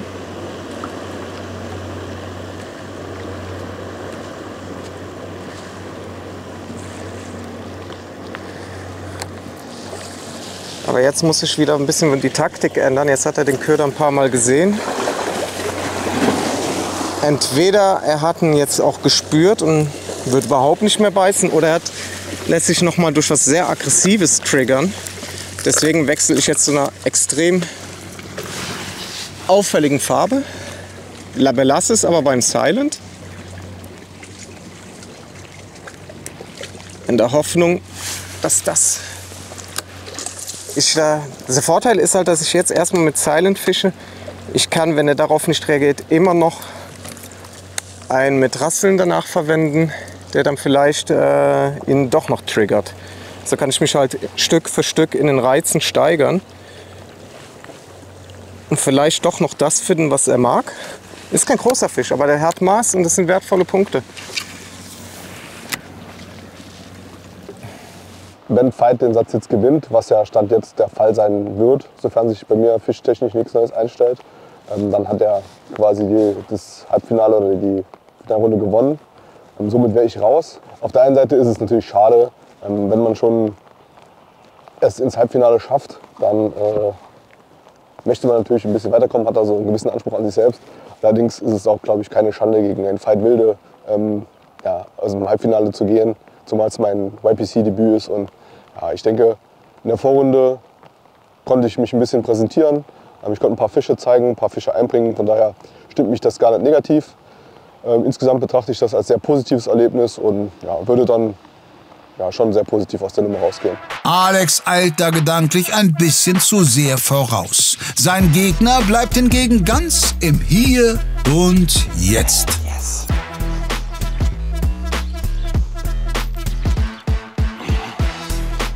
Wieder ein schöner. Brauchst du den Kescher?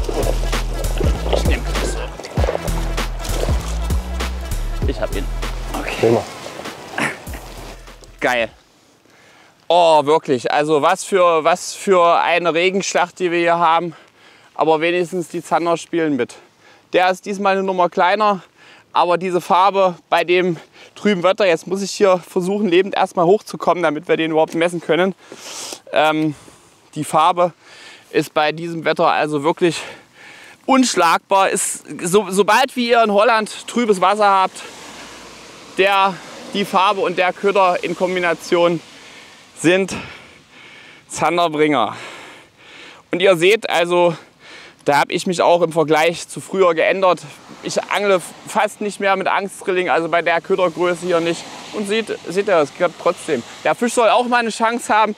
Der hatte jetzt keine Chance, weil ich nämlich einen harten Anhieb gesetzt habe und der hing. Und wir haben einen 55, also er ist über 54,5. Ja doch, er liegt vorne dran. Also ist über 54,5 und hat damit 55 cm. Ja, nice.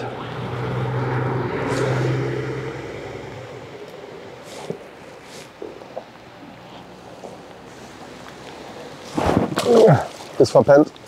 Hat's einen, ja? Ja. Schön. Petrified. Danke.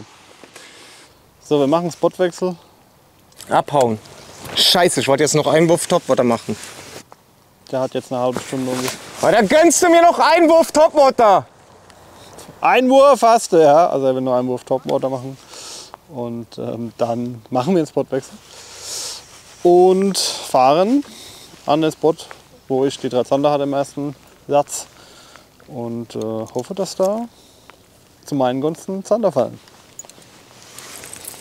Leute, vermerkt das bitte in den Kommentaren und weil das gehört wirklich honoriert. Das ist wirklich top von ihm. Der Hecht honoriert den Sportsgeist von Marc und weiß nicht. Danke für den Wurf. Versuch was wert.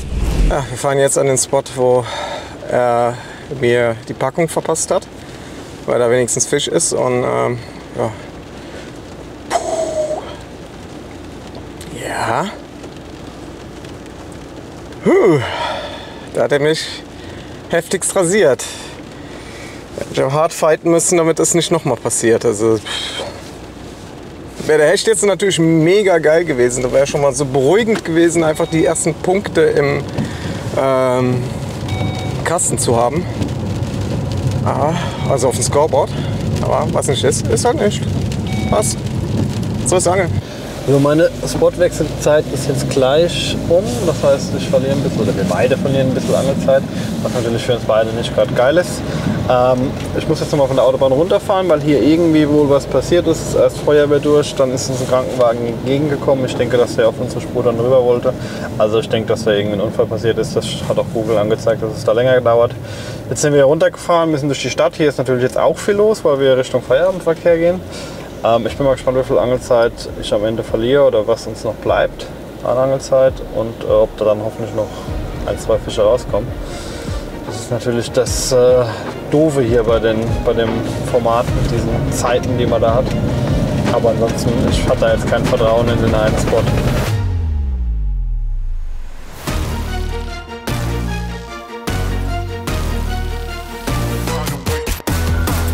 Fisch.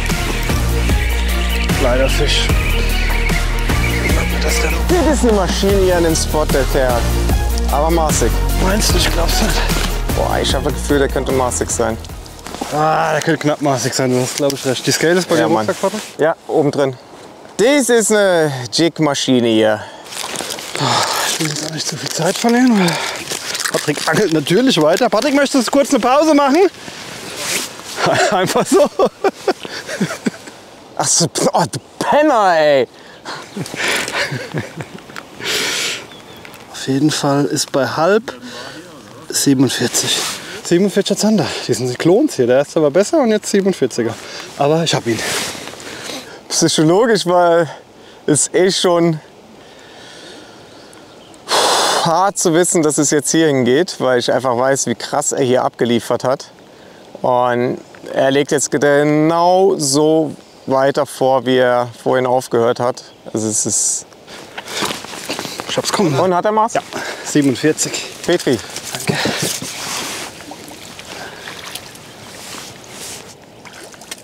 Jetzt ist der fehlende Hecht umso bitterer. Gegen Marc und sein Jiggen ist heute für mich kein Kraut gewachsen. Da brauche ich... der kriegt die Fische. Bei mir läuft das einfach nicht. Ich muss einfach auf das setzen, was bis jetzt heute bei mir funktioniert hat. Und das sind Twitchbaits. Und weil mir hier zu viel Kraut ist, gehe ich einfach hier entlang die Steinpackung, ein paar Meter hoch. Kescher, Twitchbait, Kameramann, los geht's. Während ich hier stehe und sehnsüchtig auf den Abpfiff warte, natürlich mit dem einen Fisch, wenn er jetzt noch einen hat, dann nicht, möchte ich euch noch mal ein bisschen zu der Route erzählen, die ich jetzt gerade fische, die ich auch schon in der YPC-Gruppenphase jetzt gefischt habe. Das ist die neue Pepper Silver Ops, ist 2,25 Meter lang, hat ein Wurfgewicht, angegebenes Wurfgewicht von 7 bis 30 Gramm, verträgt auch ein bisschen mehr. Und das Teil ist so unglaublich vielfältig. Ich hätte nie gedacht, dass es mal so eine Route geben wird. Aber Gail Even, der Franzose, hat da mit dem Brandmanager zusammen dran gearbeitet. Und damit kann ich also so viel Zeug abdecken, das ist unglaublich. Ich habe damit wirklich schon 2,5 Gramm Köpfe mit einem 3-Inch Gummi geangelt. Aber eben auch mal ein Freddy 130 oder was, oder ein Freddy 170 sogar am Polder geschlänzt. Das macht die Route alles wunderbar mit. Die hat eine schöne softe Spitze für Köderführung, Bisserkennung, präzises Werfen und dann hinten raus richtig Power. Also Gail angelt damit auf Seabass im Meer. Die macht richtig Spaß, die Route. Die Finesse Puppeteer bleibt meine Allround Finesse Route, aber das Ding, wenn man ein bisschen mehr machen will, wenn man ein größeres Spektrum abdecken möchte, ist das die richtige Route, egal ob Hardbait oder Softbait oder Rigs wie Sea-Rig. Schaut ihr euch mal an. Sie kostet ein bisschen Geld, aber dafür hat man auch wirklich eine Endstandroute.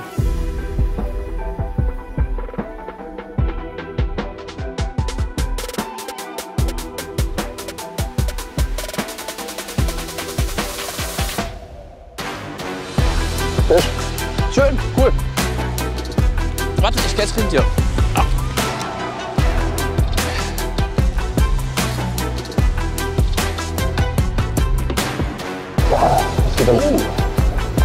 Oha, das sieht aber gut aus. Ja, der ist auch schwer.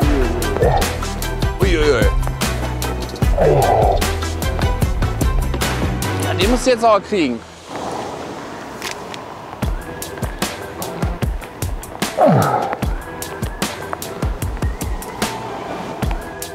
Oha.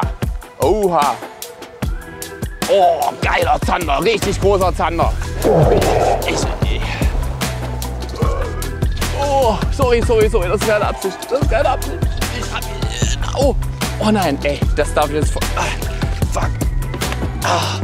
Oh, warte. Ich hab ihn. Wir haben ihn drin. Dickes Petri, geiler Fisch. Richtig Hammerfisch, mega Zander. Oh, schaut euch den mal an. Alter. Ey. 77,5.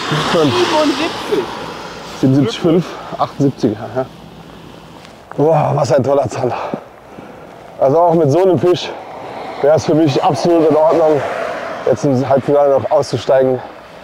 Aber es ist auf jeden Fall ein wunderschöner Biss direkt vor den Füßen.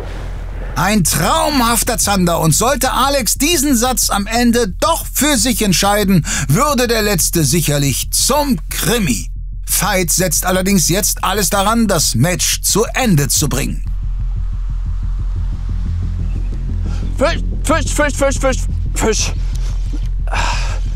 Fisch.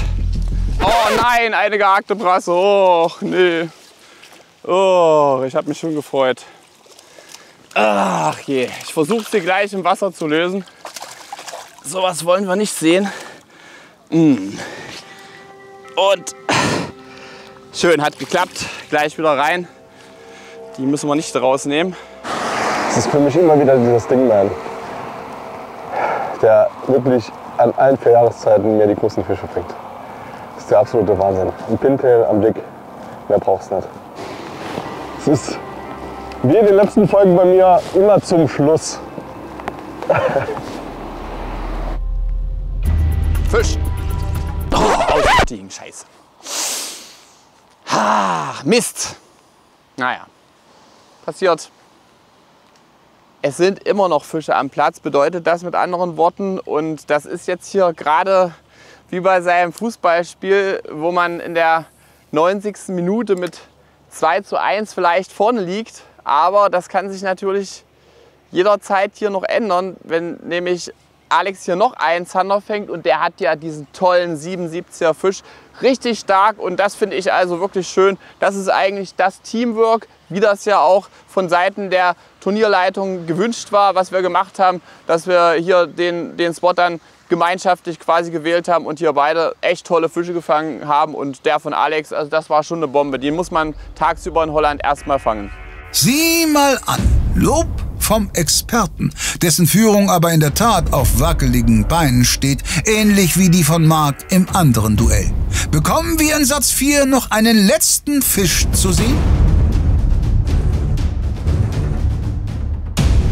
Fisch, Fisch, Fisch, Fisch, Fisch, noch ein Fisch, noch ein dicker Fisch. Oh, das gibt's doch gar nicht. Kurz vor Schluss noch ein dicker Zander, ey. Das ist ja ein geiler Abschluss. Ich habe schon gesagt, hier läuft nichts mehr. Er ist drin und der verbessert mich sogar noch mal. Der verbessert mich ja sogar noch mal. Mann, wie geil ist das? Im allerletzten Augenblick. Schön. Vorhin 2 Minuten vor Schluss eingefangen und jetzt hier noch mal kurz vor Schluss eingefangen. Der ist klasse. Liegt vorne an. 64 cm, also über 63,5, 64 cm. Das ist top. Noch mal ein paar Zentimeterchen mehr rausgeholt. Schön. Oh, Zanderangeln liegt mir irgendwie doch am besten. Wunderbar. Geiler Abschluss. Und der schwimmt wieder. Puh. Oh, den ganzen Tag war es super hart. Ah, Hänger. Aber das jetzt hier, 360 plus Zander. Dankeschön. 360 plus Zander noch im letzten Satz. Also, wenn es am Ende nicht reichen sollte, um weiterzukommen, dann habe ich mich wenigstens halbwegs würdig verabschiedet, würde ich doch sagen. Oh,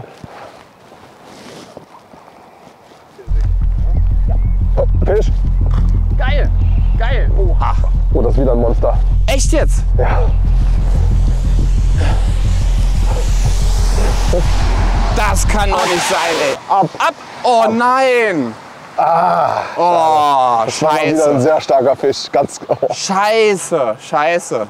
Aber wieder auf meinem Pinte, ey. Der wäre jetzt wahrscheinlich gefährlich für mich geworden. Also, aber trotzdem, es ist scheiße, wenn jemand Fische verliert, ist es immer scheiße. Finde ich kacke. Ihr wisst, Ende? Der hat mir noch gefallen. Also ich glaube, das war auf jeden Fall ein starker Fisch. Größenordnung wieder andere. Egal. Geil gefischt, geil geangelt, wow. wirklich richtig geil geangelt. Mega Also Spaß gemacht. das ja, war jetzt hier mega Zanderangeln zum Schluss. Also war für uns beide. Für mich fast ein Fisch, für dich ein schöner Fisch. Das war auf jeden Fall ein guter Abschluss. Fand ich auch. Und für euch Gott sei Dank auch noch ein bisschen Action in dieser Folge. Da sind wir, glaube ich, beide sehr froh drüber. Sehr. Ja, und wie geht's jetzt weiter? Es war dieses Duell jetzt doch sehr knapp gewonnen und auch ja, mit dem Einsatz, den ich da komplett verkackt habe. Also das war keine gute Leistung. Und da erfahre ich dann, wie es bei den anderen Partien heute ausgegangen ist und ob ich ins Finale gekommen bin. Ich bin allerdings eher skeptisch. Ansonsten, wenn es nicht reichen sollte, schon mal ganz, ganz fettes Dankeschön an alle, die mich unterstützt haben, an Fishing Tackle Max Cycler Pro, an alle Kumpels und an Anni, ganz wichtig, das wisst ihr ja, habe ich beim letzten Mal schon gesagt, aber vielleicht geht es ja noch mal eine Runde weiter. Die Hoffnung stirbt zuletzt. Und jetzt bist du noch mal dran. Ja, halt erstmal dir herzlichen Glückwunsch fürs Weiterkommen. War auf jeden Fall ein spannender Tag, ein ereignisreicher Tag. Schön, dass es am Ende noch mit dem Fischen geklappt hat und ich denke, es war auf jeden Fall eine faire und eine sympathische Partie. Also mir hat es wirklich Spaß gemacht. Danke. Ja, ich bin jetzt leider raus, aber für mein YPC Bank Debüt bin ich wirklich sehr zufrieden. Ich denke, gegen einen Veit Wilde zu verlieren, es gibt wirklich Schlimmeres. Also das war auf jeden Fall in Ordnung. Ich habe noch 2 schöne Fische fangen können, auch auf Verdienst von Veit.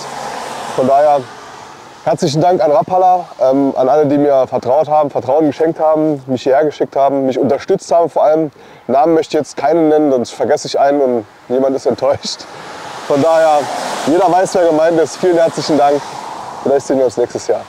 Danke, ciao. Ciao. Das hätte auch anders laufen können, vorausgesetzt am anderen Ende hing tatsächlich ein Zander. Sei's drum. Alex verabschiedet sich würdig aus dem Turnier. Im Hinblick auf Veit bemühen wir die Zahlen. Der Routinier landet bei 79,025 Punkten pro Satz. Damit steht fest, Luis zieht ins Finale ein und Veit hat gegenüber Marc und Patrick momentan die Nase vorn. Marc benötigt im letzten Satz machbare 80,3 Punkte und darf ihn zugleich nicht verlieren, denn aktuell hat Patrick den punktstärksten Fisch auf dem Board, der das Duell bei Satzgleichstand zu seinen Gunsten entscheiden würde. Um Veit noch einzukassieren, müssten für Patrick allerdings mindestens 240,43 Punkte her. Möglich, aber heute sicherlich nicht einfach. Und das weiß er auch. Dritte Set zu 0. Meine letzten Worte sind, ich sehe Patrick nicht, er ist hier um den Busch gegangen. Ihr wisst es, ich weiß es nicht, ob er einen Fisch gefangen hat. Ich hoffe, er hat keinen mehr gefangen.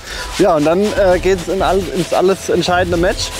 Ich habe mir schon sagen lassen, wenn er das jetzt gewinnen sollte, steht es ja quasi dann 2-2, wenn er jetzt nicht mehr gefangen hat. Und dann bedeutet es, der punktstärkste Fisch gewinnt, was ich ein bisschen schade finde, weil über die Länge gesehen ist eigentlich das Ergebnis mit den meisten Fischen, also mit dem größten Gesamtpunktzahl doch irgendwie ausschlaggebend, aber egal. Bis jetzt hat er den größten Fisch. Das heißt, er darf das nächste Match nicht gewinnen. Oder ich fange in dem nächsten Match einfach einen größeren Fisch wie sein punktstärkster, dann wäre das auch gut. Wir werden sehen. Lasst uns angeln gehen. Blieb's bei dem einen? Der Kescher ist leer. Glaube ich. Ha? Blieb's bei dem einen? Bei mir blieb's bei dem einen, ja. Hä? Bei mir blieb's bei dem einen und bei dir? Ja, auch. Bei dem einen? Bei 0. Das wollte ich doch gerade sagen. Bei dem einen wäre nicht gut gewesen jetzt. Oh, okay. Dieser Spot war ein Riesenfehler von mir. Das Problem ist bei diesem Spot, ich habe den halt im Training als Crankbait und Topwater-Spot für mich entdeckt, wo die Barsche echt gut drauf reagiert haben. Da habe ich mir gedacht, hier kannst du schnell ein paar Barschpunkte sammeln. Jetzt ist das Wasser so weit gesunken, dass es da zu flach ist und die Barsche sich da verzogen haben. Ja, und Jiggen habe ich hier zu wenig probiert und du hast das hier so... Wobei heute ist jetzt schwieriger mit dem stärkeren Strömung. Trotzdem hast du deinen Fisch gefangen, Mann, ey. Ein Fisch hat's gelangt, Patrick. Sehr schön. Ja, für dich. Oh. Ja, naja, jetzt haben wir ja noch. Jiggerman. Eins haben wir noch vor uns. Ja. Das zum Auto gehen. Und also jetzt hast du mir an diesen Scheiß-Spot von mir mittlerweile eine 4:0-Packung verpasst. Du bist an meinem Spot geblieben, hey. Du bist ja hier ins Rückgegangen. Das war die Revanche. Aber weißt du was? Da hatte ich einen größeren Fisch. Ja, das stimmt. Bis jetzt. Okay, Leute. Nee. Weiter geht's.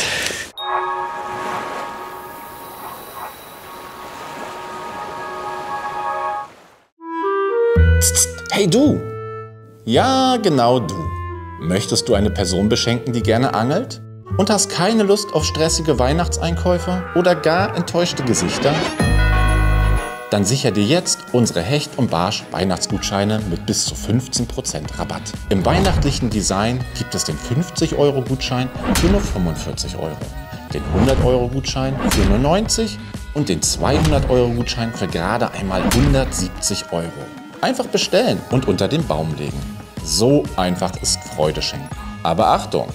Nur solange der Vorrat reicht und nur bis zum 19.12. auf Hecht und Barsch.de. Du interessierst dich für die gefischten Produkte aus dem YouTube Predator Cup und möchtest sie im Angelladen in die Hand nehmen? Dann mach dich auf zu deinem YPC Megastore. Im oberfränkischen Baunach, nördlich von Bamberg, findest du seit 35 Jahren KL Angelsport. Durch stetiges Wachstum hat KL mittlerweile sage und schreibe 10.000 Quadratmeter Betriebsfläche für über 30.000 Produkte. Ursprünglich aus dem Karpfenbereich kommend, gehört KL auch im Bereich Raubfisch mittlerweile zu den absoluten Top-Adressen der Republik und hat mit der Bunahu Fishing Show die letzten Jahre ein Event am Wasser ins Leben gerufen, das Besucher aus ganz Deutschland anlockt. Ohne Verkaufsdruck kann man hier zusammen mit bekannten Anglern am Wasser stehen und Tackle der verschiedenen Hersteller probefischen. Doch auch im Geschäft selbst stehen dir die freundlichen und kompetenten Mitarbeiter stets mit Rat und Tat zur Seite, damit du genau das Tackle bekommst, das du brauchst, um an deinem Gewässer erfolgreich zu sein. Komm vorbei, Bernd und sein Team freuen sich auf dich. Eine Übersicht über alle YPC Megastores findest du auf lmab.de/megastores.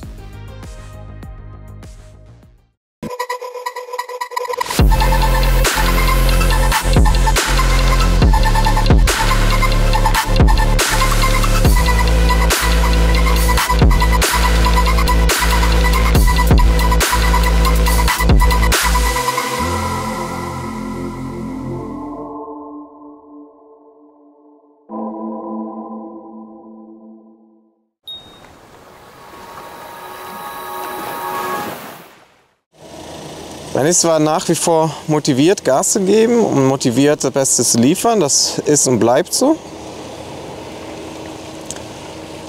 Aber wenn es darum geht, dass der Gewinner des Duells weiterkommen soll, dann müsstet ihr tatsächlich eher den Marc die Daumen drücken, weil er mit seinem aktuellen Punkteschnitt die besseren Karten hat. Ist so. Patricks letzte Wahl ist hier getroffen, wobei er sagte, vielleicht fahren wir noch woanders hin, aber ich denke, dass das hier der letzte Spot ist. Ich kenne die Maßstrecke sehr gut, ich kenne den Fährenleger, ich weiß nicht, was er genau fährt, ob er den Fährenleger angeln will oder irgendwie wieder so eine Strecke. Die Strecke ist gut, an dem Fährenleger habe ich noch nie wirklich gut gefangen, aber es ändert nichts daran, dass wir hier sind. Und ich dringend 3 schöne Fische brauche, deswegen mache ich mir jetzt noch ein neues Vorfach dran. Ich denke, dass er wieder twitchen will. Jiggen wird er heute nicht mehr gehen, schätze ich mal. Das hat ihm nicht so gefallen, hat er schon gesagt. Und wir hoffen, dass hier Fisch für Milch kommt. Patrick darf gerne auch was fangen. Ich will das Match am Ende gewinnen. Die Stunde der Wahrheit, Leute. Letzter Satz, Patrick sein Satz. Ich konnte zum Glück noch einen Zander im Maim erwischen. Und jetzt ist er wieder an der Reihe. Ja, der Spot von mir hat dir heute 2-mal gute Fische gebracht. Glückwunsch nochmal. Danke. Und jetzt hoffen wir mal, dass das Momentum umschlägt und dieser Spot für mich Fisch bringt. Weil, wenn es bei den Fischgrößen ungefähr so bleibt und ich zum 2:2 ausgleiche, könnte ich tatsächlich noch weiterkommen, weil ich den bis jetzt punktbesten Fisch habe. Das ist richtig. Außer du fangst jetzt etwas Größeres, das mehr Punkte bringt als ein 64 plus Zander. Also 64er Zander. Ist machbar. Ist machbar, ja. Hier auf jeden Fall. Ja, und dir ist das Spot auch nicht unbekannt. Viel Erfolg. Viel Spaß, Erfolg. Let's game. Den sollte ich holen. Scheiße. Habe ich wirklich vergessen. Okay. Also Leute, ich habe meinen Kescher vergessen. Ja, das ist Angewohnheit vom Training und vom Privatangeln. Deswegen springe ich mal schnell zum Auto und hole meinen Kescher. Ich gebe auf. Ist los? Ja, mach. Ich habe meinen Kescher vergessen. Ach, Scheiße.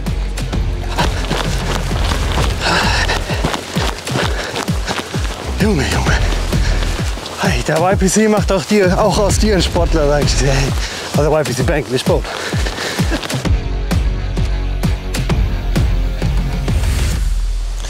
Aber kein gutes Zeichen für den Spot heute, dass bis jetzt kein einziger Kontakt rumkam. Weder bei mir noch bei Marc. Das ist nicht schön.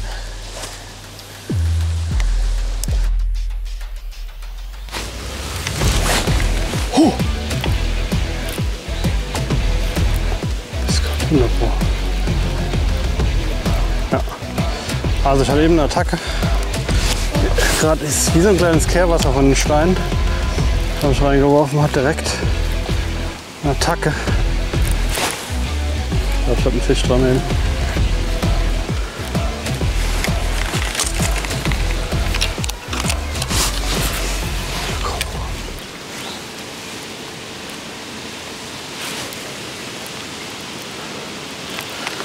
Die von einem anderen Winkel anfischen, das ist scheiße.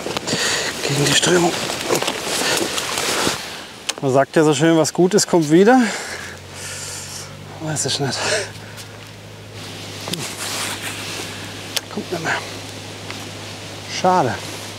Auch hier wieder auswerfen, absinken lassen, bis Grundkontakt ist und dann mit sanft einjiggen, einkurbeln, Mix aus beiden. Immer in der Hoffnung, dass man versuchen, den über Kopffisch. So.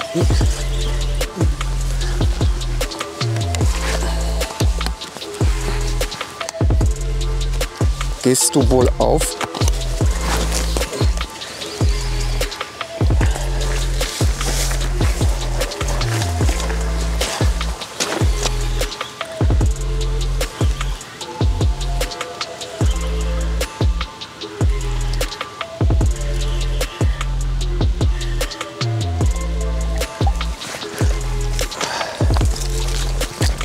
Yes! Ja, 10 Gramm haben sich gelohnt. Tja, damit geht er wohl in Führung. Vorerst. Ist natürlich ärgerlich für mich, aber wir sind ja nicht so lange im Satz. Ich hatte ja auch schon einen Kontakt. Hier kann man das Ruder auf jeden Fall noch rumreißen. Trotzdem sollte ich Gas geben. Auf den Slickshot in UV Perch. Glatte 50. Ui, der wurde aber gut angehackt. Ich glaube, der hat einen Kormoran-Hunger gehabt. Hier kann er gut. Typisch Sander, versucht erstmal ins Tiefe, direkt runter. Und ja, jetzt hat er den Weg rausgefunden. Yes, man. Ja, also wie gesagt, auswerfen, absinken lassen und dann mit der Strömung treiben lassen. Ganz leicht nur animieren, leicht anjiggen, ein bisschen ankurbeln. Den versuchen immer grundnah zu halten, aber auch gerne immer ein bisschen über Grund, um die Hängergefahr zu reduzieren. Und wenn man merkt, dass man bis zur Kante gekommen ist, dann langsam drüber hochkurbeln und jedes Mal ein bisschen anjiggen und schneller kurbeln, sobald man Grundkontakt hat. Einfach um zu vermeiden, dass sie sich festsetzen. Da kann man relativ gut und hängerfrei fischen. Funktioniert natürlich am besten, je leichter man fischt. Aber aufgrund der harten Strömung bleibt mir gerade nichts anderes übrig, als mit 10 Gramm zu fischen. Weil alles andere ist einfach zu schnell abgetrieben. Und ich kam gar nicht hinter der Kante vernünftig runter. Fetter Barsch. Richtig fetter Barsch.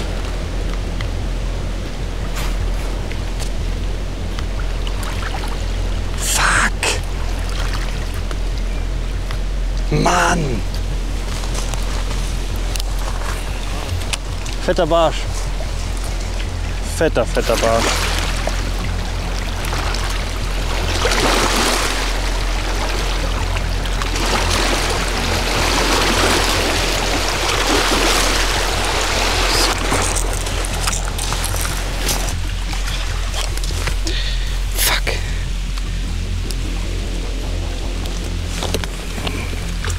Spotwechsel! Fuck. Was hätte er es gewusst? Ich möchte gerne nach Thiel mich auf Zander konzentrieren. Ja, das geht. Nimm's mir bitte nicht übel, aber ich habe zu viel Schiss davor, dass du hier im 40 Plus Barsch fängst und den 64er Zander rasierst. Ich hatte gerade hinten drin, hat gerade einmal reingetuckt. Auf Twitchbait oder auf Gummi? Topwater?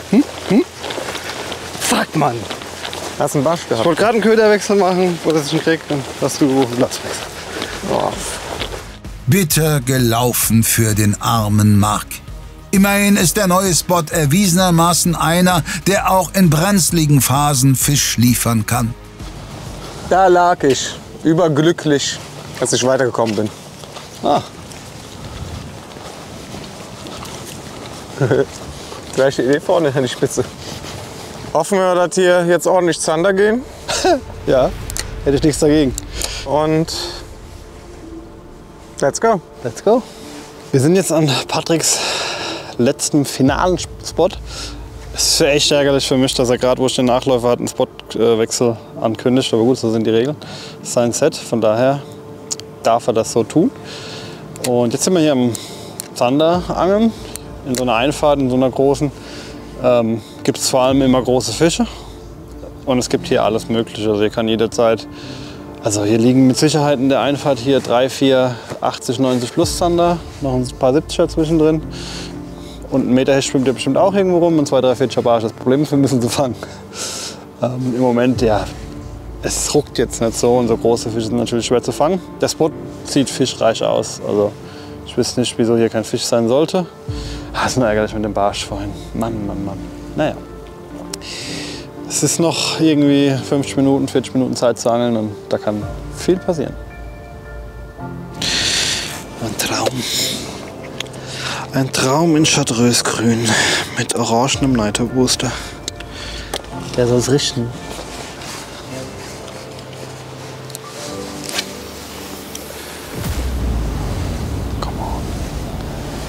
Give me a bite.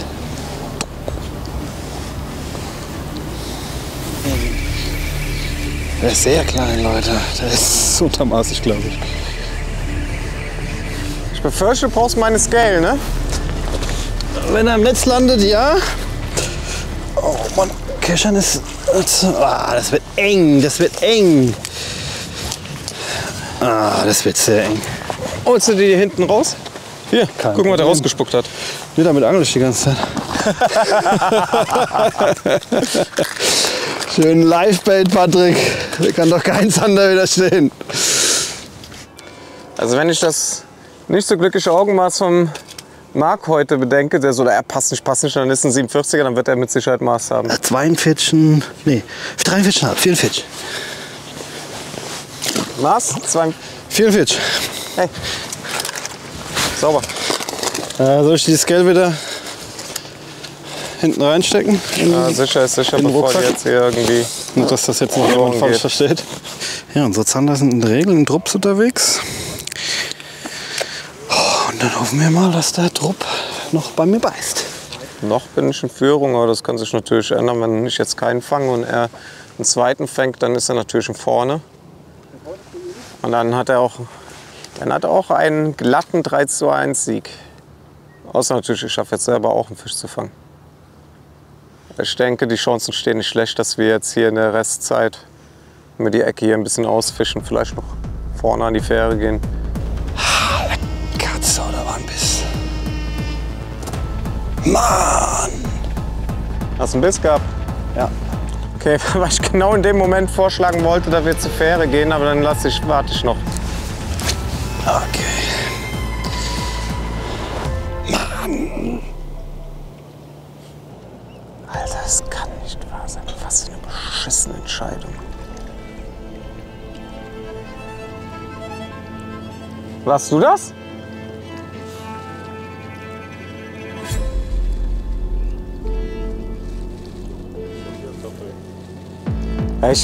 Das war so ein komischer Biss, dass ich erst dachte, dass der Marc bei mir in der Line hängt, weil das so düdelt.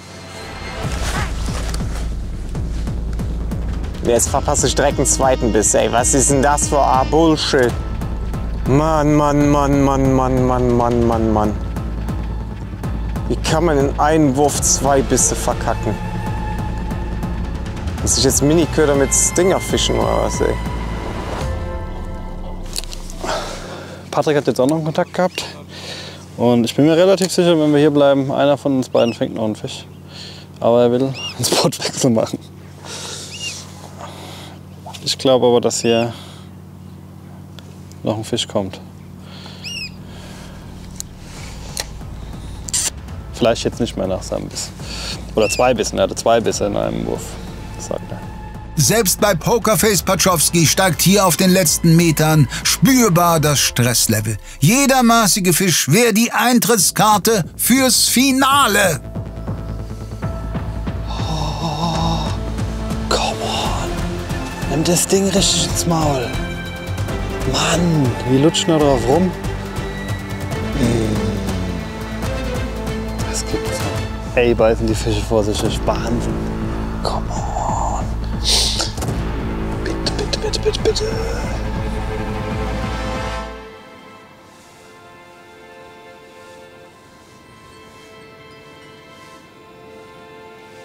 Scheiße.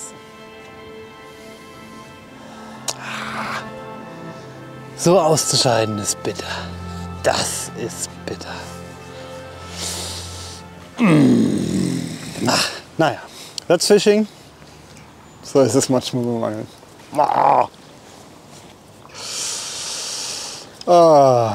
Tut mir leid, der Modus ist nicht fair. Ja, der ist nicht fair, das alles tut mir gut. wirklich leid. Alles gut. Ey, du hast 6 Fische gefangen, ich nur 3 und das ist total... Das ist... Nee, sorry, also... Leid, Mann. Nee, Mann. Ich habe gedacht, hier kommt noch einer. Als ich den ersten gefangen habe, habe ich gedacht, hier kommt noch einer. Aber, that's fishing. Bitte, liebe Zuschauer, feiert ihn. Er hat es mehr als verdient. Patrick hat es auch gut gemacht. Na, ich hab doch... Ich finde, ich muss ganz ehrlich sein, du warst besser. Ich fand mich nicht besser als dich. Das Schöne ist, ich muss jetzt nicht mehr schwitzen. Du musst jetzt noch mal schwitzen, ob du weiter bist damit. Mit dem Schnitt kann ich es mir kaum vorstellen. Und das ist das Traurige. Aber ein langer Angeltag. Wow. Viel gesehen, viel erlebt, viel Stress und ja, that's fishing. Ja. Das nächste Mal wird's besser. YPC 20, Ich bin echt ein 25. Fluch, ne? Na, alles gut. Oh Mann, ey. Leute, vielen Dank fürs Zuschauen und Mitfiebern. Ja. Und ja, das war's von uns beiden. Patrick kriegt jetzt noch die Ergebnisse gesagt. Ich weiß meins schon. Sprachlos. Gut. Es fühlt sich einfach falsch an. Mann. Es ist egal. Overall. Trotzdem, Leute, ich wünsche euch Allzeit-Headlines. Mehr Fänge als mir heute. Und ja, alles Gute immer. Alles Gute. I'm looking at 4 excellent anglers today. Both Lewis and Veit had quite a tough start in their group stage, but fished very well on their second day. Patrick experienced it the other way around, and Tone, well, you are no Tone, so. Today we saw 4 good matches. Only one of those matches ended after just 3 sets. 4 times he participated at the YPC now. 3 times he went on to the finals. And I think he will do his best to win the title for a second time. Welcome to the finals, Toon van Ham for Weston.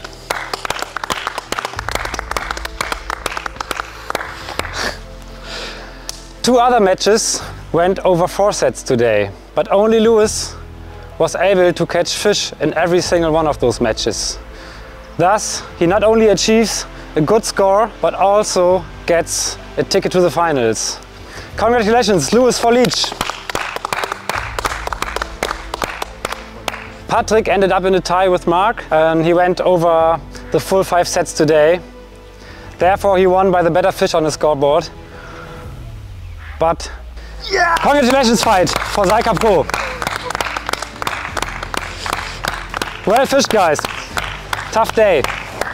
Hart war es tatsächlich, besonders für Mark, der mit nur einem weiteren maßigen Fisch weitergekommen wäre. Für den Hessen bleibt's ein bitterer Konjunktiv. Toon, Luis und Veit hingegen komplettieren das Finale mit Anton Holzleitner, Flo Hassenflug und Sami Mohib. Die 6 verbliebenen Kontrahenten fischen in 3 weiteren Folgen um Europas Krone im Raubfischangeln vom Ufer. Los geht's am kommenden Sonntag um 18 Uhr. Die Entscheidung fällt dann wie immer in einer XXL-Weihnachtsfolge am 25. Dezember. Wir wünschen euch eine schöne Adventszeit, viel Erfolg bei der Geschenkesuche und falls ihr noch Ideen sucht, guckt doch einfach mal in die Videobeschreibung. Ciao.